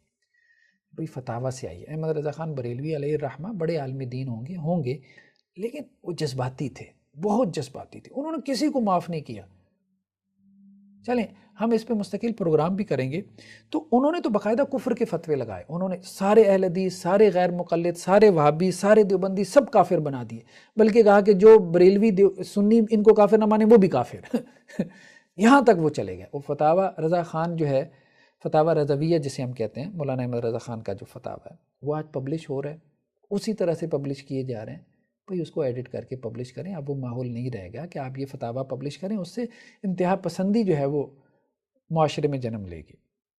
ہمارا کام یہ ہے کہ ہم شرک کو شرک کہیں، کفر کو کفر کہیں، بدعت کو بدعت کہیں۔ دیکھیں ہم حکم نہیں لگاتے، ہم جیسے میں اب ٹھیک ہے میں اپنی نسبت رکھتا ہوں مسلک اہل حدیث کی طرف، ٹھیک ہے، تو اب دیکھیں ہم تو نہیں حکم لگا رہے، نہ ہم لگانا چاہتے ہیں، ٹھیک ہے۔ ہاں یہ بات درست ہے کہ جی آپ کے محلے میں جو ہے وہ اگر ایک مسجد جو ہے وہ اہل حدیث کی ہے، ایک دیوبند کی ہے، ایک بریلوی کی ہے، تو اب ظاہری بات ہے کہ آپ اہل حدیث کی مسجد کی طرف جائیں گے اگر آپ اہل حدیث ہیں، آپ دیوبند ہیں تو دیوبند کی مسجد کی طرف جائیں گے، بریلوی ہیں تو بریلوی کی مسجد کی طرف جائیں گے، ٹھیک ہے۔ تو وہ پریفر تو آپ کرتے ہی کرتے ہیں، لیکن یہ ہے کہ نماز اگر آپ کسی کے پیچھے پڑھ لیتے ہیں کہ جو اہل بدعت میں سے ہے، یا وہ اپنے عقیدے کی تعویل کر رہا ہے، کتاب و سنت سے اس کو ثابت کر رہا ہے، حالانکہ وہ عقیدہ ثابت نہیں ہو رہا، تو آپ کی نماز ہو جاتی ہے۔ باقی یہ ہے کہ بہتر ہے کہ امام اسی کو بنانا چاہیے جو صحیح العقیدہ ہو۔ تو ہم یہ بات کر رہے ہیں کہ امام احمد رضا خان صاحب نے جو فتاوی لگائیں، چلے میں آپ کو کچھ دکھا دیتا ہوں، اس پہ ہم مستقل بھی پروگرام کریں گے، لیکن ابھی ہم آپ کو دکھا دیتے ہیں کچھ۔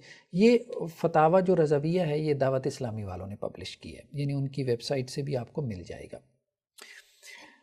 یہ اب آپ دیکھیں کہ یہ جلد نمبر 7 ہے، ٹھیک ہے، فتاوی رضویہ کی جلد نمبر 7 ہے، اور یہ اوپر کسی شخص نے جو ہے وہ سوال کیا ہے، ٹھیک ہے،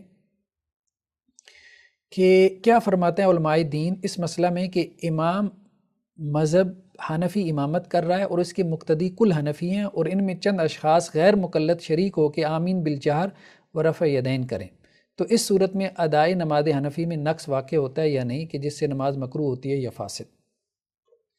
سوال یہ ہے کہ بریلوی مسجد میں جو ہے وہ کوئی اہل حدیث آ گیا، غیر مقلد آ گیا اور اس نے نماز پڑھی،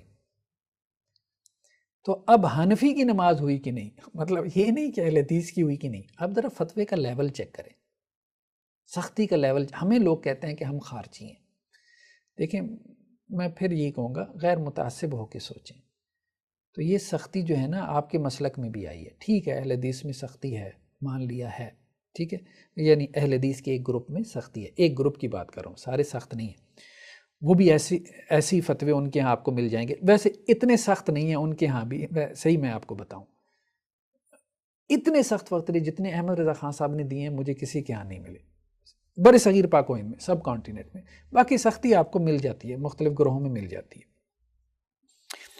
اب دیکھیں اس بندے نے کیا سوال کیا کہ حنفی جو ہے وہ اس کی نماز ہوگی کہ نہیں ہوگی اگر اہل حدیث ان کے ساتھ صف میں کھڑا ہو گیا،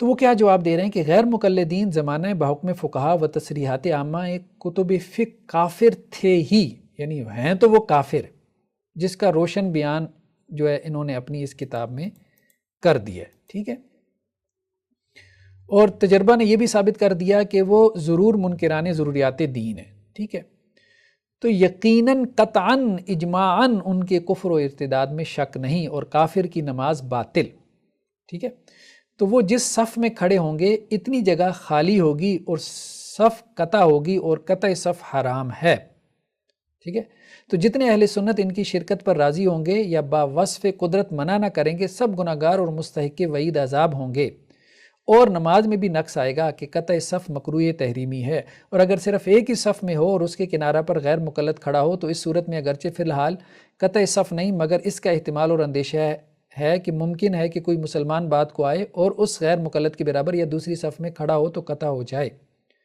یہ اب آپ آگے دیکھ لیں، یہ صفحہ نمبر بھی دیکھ لیں 151، ٹھیک ہے جی، جلد ہفتم، ٹھیک ہے، وہ یہ کہہ رہے ہیں کہ وہ غیر مقلد تو کافر ہے، جب کافر آ گیا صف میں کھڑا ہو گیا آپ کی مسجد میں اور آپ نے اس کو منع بھی نہیں کیا نماز پڑھنے سے اپنی مسجد میں، تو وہ صف منقطع ہو گئی، جس جگہ پہ کافر کھڑا ہے وہاں تو اب نماز نہیں نہ ہوئی، تو صف منقطع ہو گئی، تو اب صف منقطع ہو تو آپ حنفیوں کی نماز مکروہ تحریمی ہو جائے گی، کلیئر ہوگی بات؟ آپ نماز پیچھے پڑھنے کی بات کر رہے ہیں، یہ فتاوی بیان کر رہے ہیں کہ آپ بریلویوں کی مسجد میں کوئی غیر مقلد گھس آئے تو آپ لوگوں کی بھی نماز جو ہے وہ مکروہ تحریمی ہو جاتی ہے، اور یہی معاملہ جو ہے انہوں نے دیوبندیوں کے ساتھ بھی رکھا ہے، ٹھیک ہے، تو یہ ایک ہمارے سامنے جو ہے وہ ان کا فتویٰ ہے، ٹھیک ہے، اس میں وہ ایک سوال کے جواب میں کہہ رہے ہیں، وہ سوال آپ پیچھے دیکھ لیں، یہ جلد ششم ہے اور پیج نمبر جو ہے وہ 573 ہے۔ دیوبندی عقیدے والوں کے پیچھے نماز باطل محض ہے، ہوگی نہیں، فرض سر پر رہے گا، اور ان کے پیچھے پڑھنے کا شدید عظیم گناہ ہے، یعنی دیوبندی کے پیچھے اگر آپ نے نماز پڑھ لی آپ کی نماز نہیں ہوئی، یعنی بریلوی کی نماز نہیں ہوئی بلکہ گناہ بھی ملے گا، ٹھیک ہے، اور کتب فقہ سے حوالے دے رہے ہیں جن کتب فقہ کو وہ مانتے ہیں، یعنی ان کے اپنی فقہ کے لوگ ہیں دیوبندی۔ اچھا کیا کہہ رہے ہیں؟ علاوہ امام محقق علی الاطلاق فتح القدیر آگے شرح ہدایہ میں ہمارے تینوں ائمہ مذاہب امام اعظم اور امام ابو یوسف اور امام محمد رضی اللہ عنہم سے نقل فرماتے ہیں کہ اہل بدعت کے پیچھے نماز جائز نہیں، اس میں سب برابر ہیں، نماز پنجگانہ خواہ جمعہ یا عید یا جنازہ یا تراویح کوئی نماز ان کے پیچھے ہو ہی نہیں سکتی، بلکہ اگر ان کو قابل امامت یا مسلمان جاننا بھی درکنار ان کے کفر میں شک ہی کرے تو خواہ کافر ہے، یعنی جو دیوبندیوں کے کفر میں شک کرے وہ بھی کافر ہے، ٹھیک ہے؟ تو یہ بات کہہ رہے ہیں۔ آگے کہہ رہے ہیں کہ جی علماء حرمین نے جو ہے وہ اتفاق فرمایا ہے ان کے کفر کے اوپر، لمبی چوڑی بحث ہے، ٹھیک ہے؟ تو دیوبندیوں کو بھی انہوں نے کافر بنا دیا، اور پھر کہا کہ جی غیر مقلد کو تو اپنی مسجد میں نہ گھسنے دو، اور دیوبندی کے پیچھے تمہاری نماز ہی نہیں ہوگی۔ یہ صورتحال ہے۔ اب مجھے بتائیں سوشل بائیکاٹ کس نے کیا ہے؟ خارجی فکر کس نے پھیلائی ہے؟ ذرا دل پہ ہاتھ رکھ کے بتائیں۔ ٹھیک ہے آپ کی ایک مسلک کے ساتھ وابستگی ہے، رہی ہوگی، ہم یہی کہتے ہیں جو جس مسلک کے ساتھ ہے۔ دیکھیں آپ کے مسلک میں خوبیاں بھی ہوں گی لیکن کچھ خامیاں بھی ہیں۔ آپ کا مسلک صحابہ کا مسلک نہیں ہے۔ آپ کے بڑے علماء جو ہے وہ معصوم نہیں ہیں، انبیاء نہیں ہیں، زبان سے آپ یہی کہتے ہیں، جو ان کی غلط باتیں آپ کہیں غلط ہیں، اور باقاعدہ کہیں کہ جی یہ فتاوی رضویہ میں سے ایسی باتیں کاٹنی چاہیے، ورنہ رد عمل میں دوسرے لوگ بھی یہی جو ہے وہ فتاوی جاری کریں گے۔ اب اہل حدیث جب فتاوی جاری کرتے ہیں جی بریلوی کے پیچھے نماز نہ پڑھیں، اور بعض اہل حدیث علماء کہتے ہیں بریلوی کے پیچھے نماز نہ پڑھیں، کیونکہ ریاکشن ہی پیدا کرتا ہے، رد عمل ہی پیدا کرتا ہے۔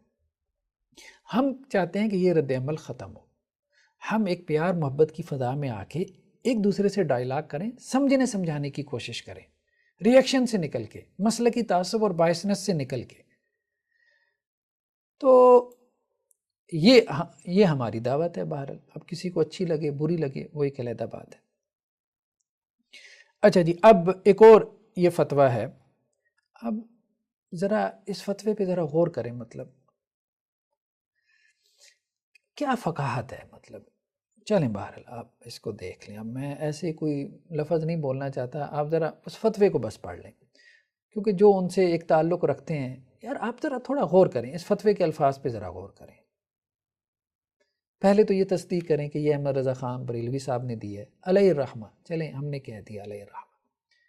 پھر آپ بتائیں کہ کوئی معقول آدمی جس کے اندر کامن سینس ہے وہ یہ فتویٰ جاری کر سکتا ہے؟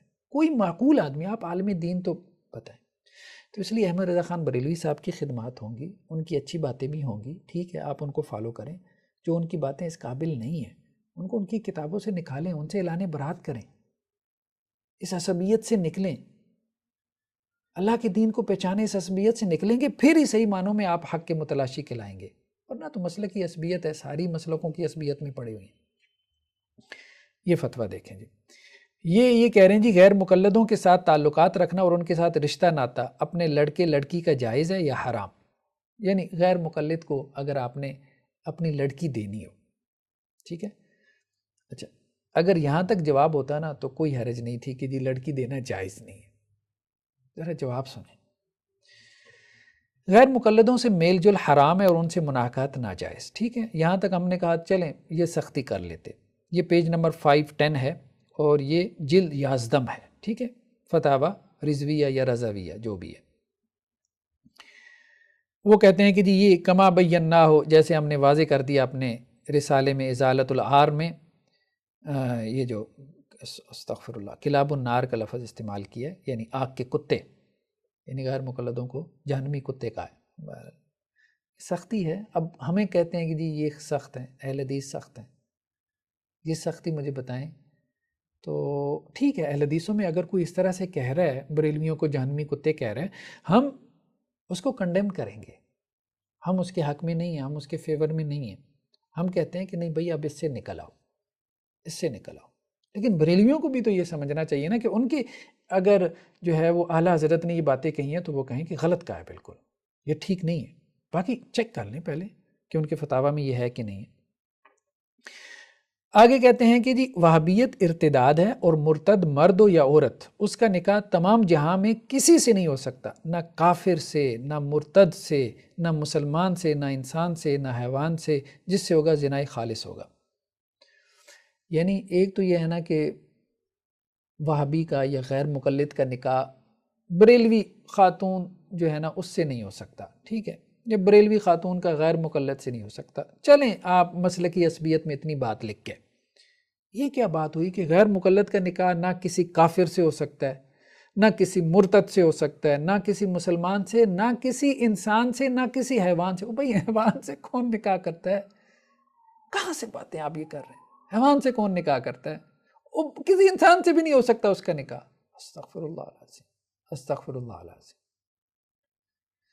خود دوبارہ دیکھ لیں کیا کہا ہے. وہابیت ارتداد ہے اور مرتد مرد ہو یا عورت، اس کا نکاح تمام جہاں میں کسی سے نہیں ہو سکتا، نہ کافر سے، نہ مرتد سے، نہ مسلمان سے، نہ انسان سے، نہ حیوان سے. جس سے ہوگا زنا خالص ہوگا، یعنی وہ ساری زندگی زنا ہی کر رہا ہے، حرامی بچے پیدا کر رہے ہیں جتنے غیر مقلد ہیں. معاذ اللہ ثم معاذ اللہ.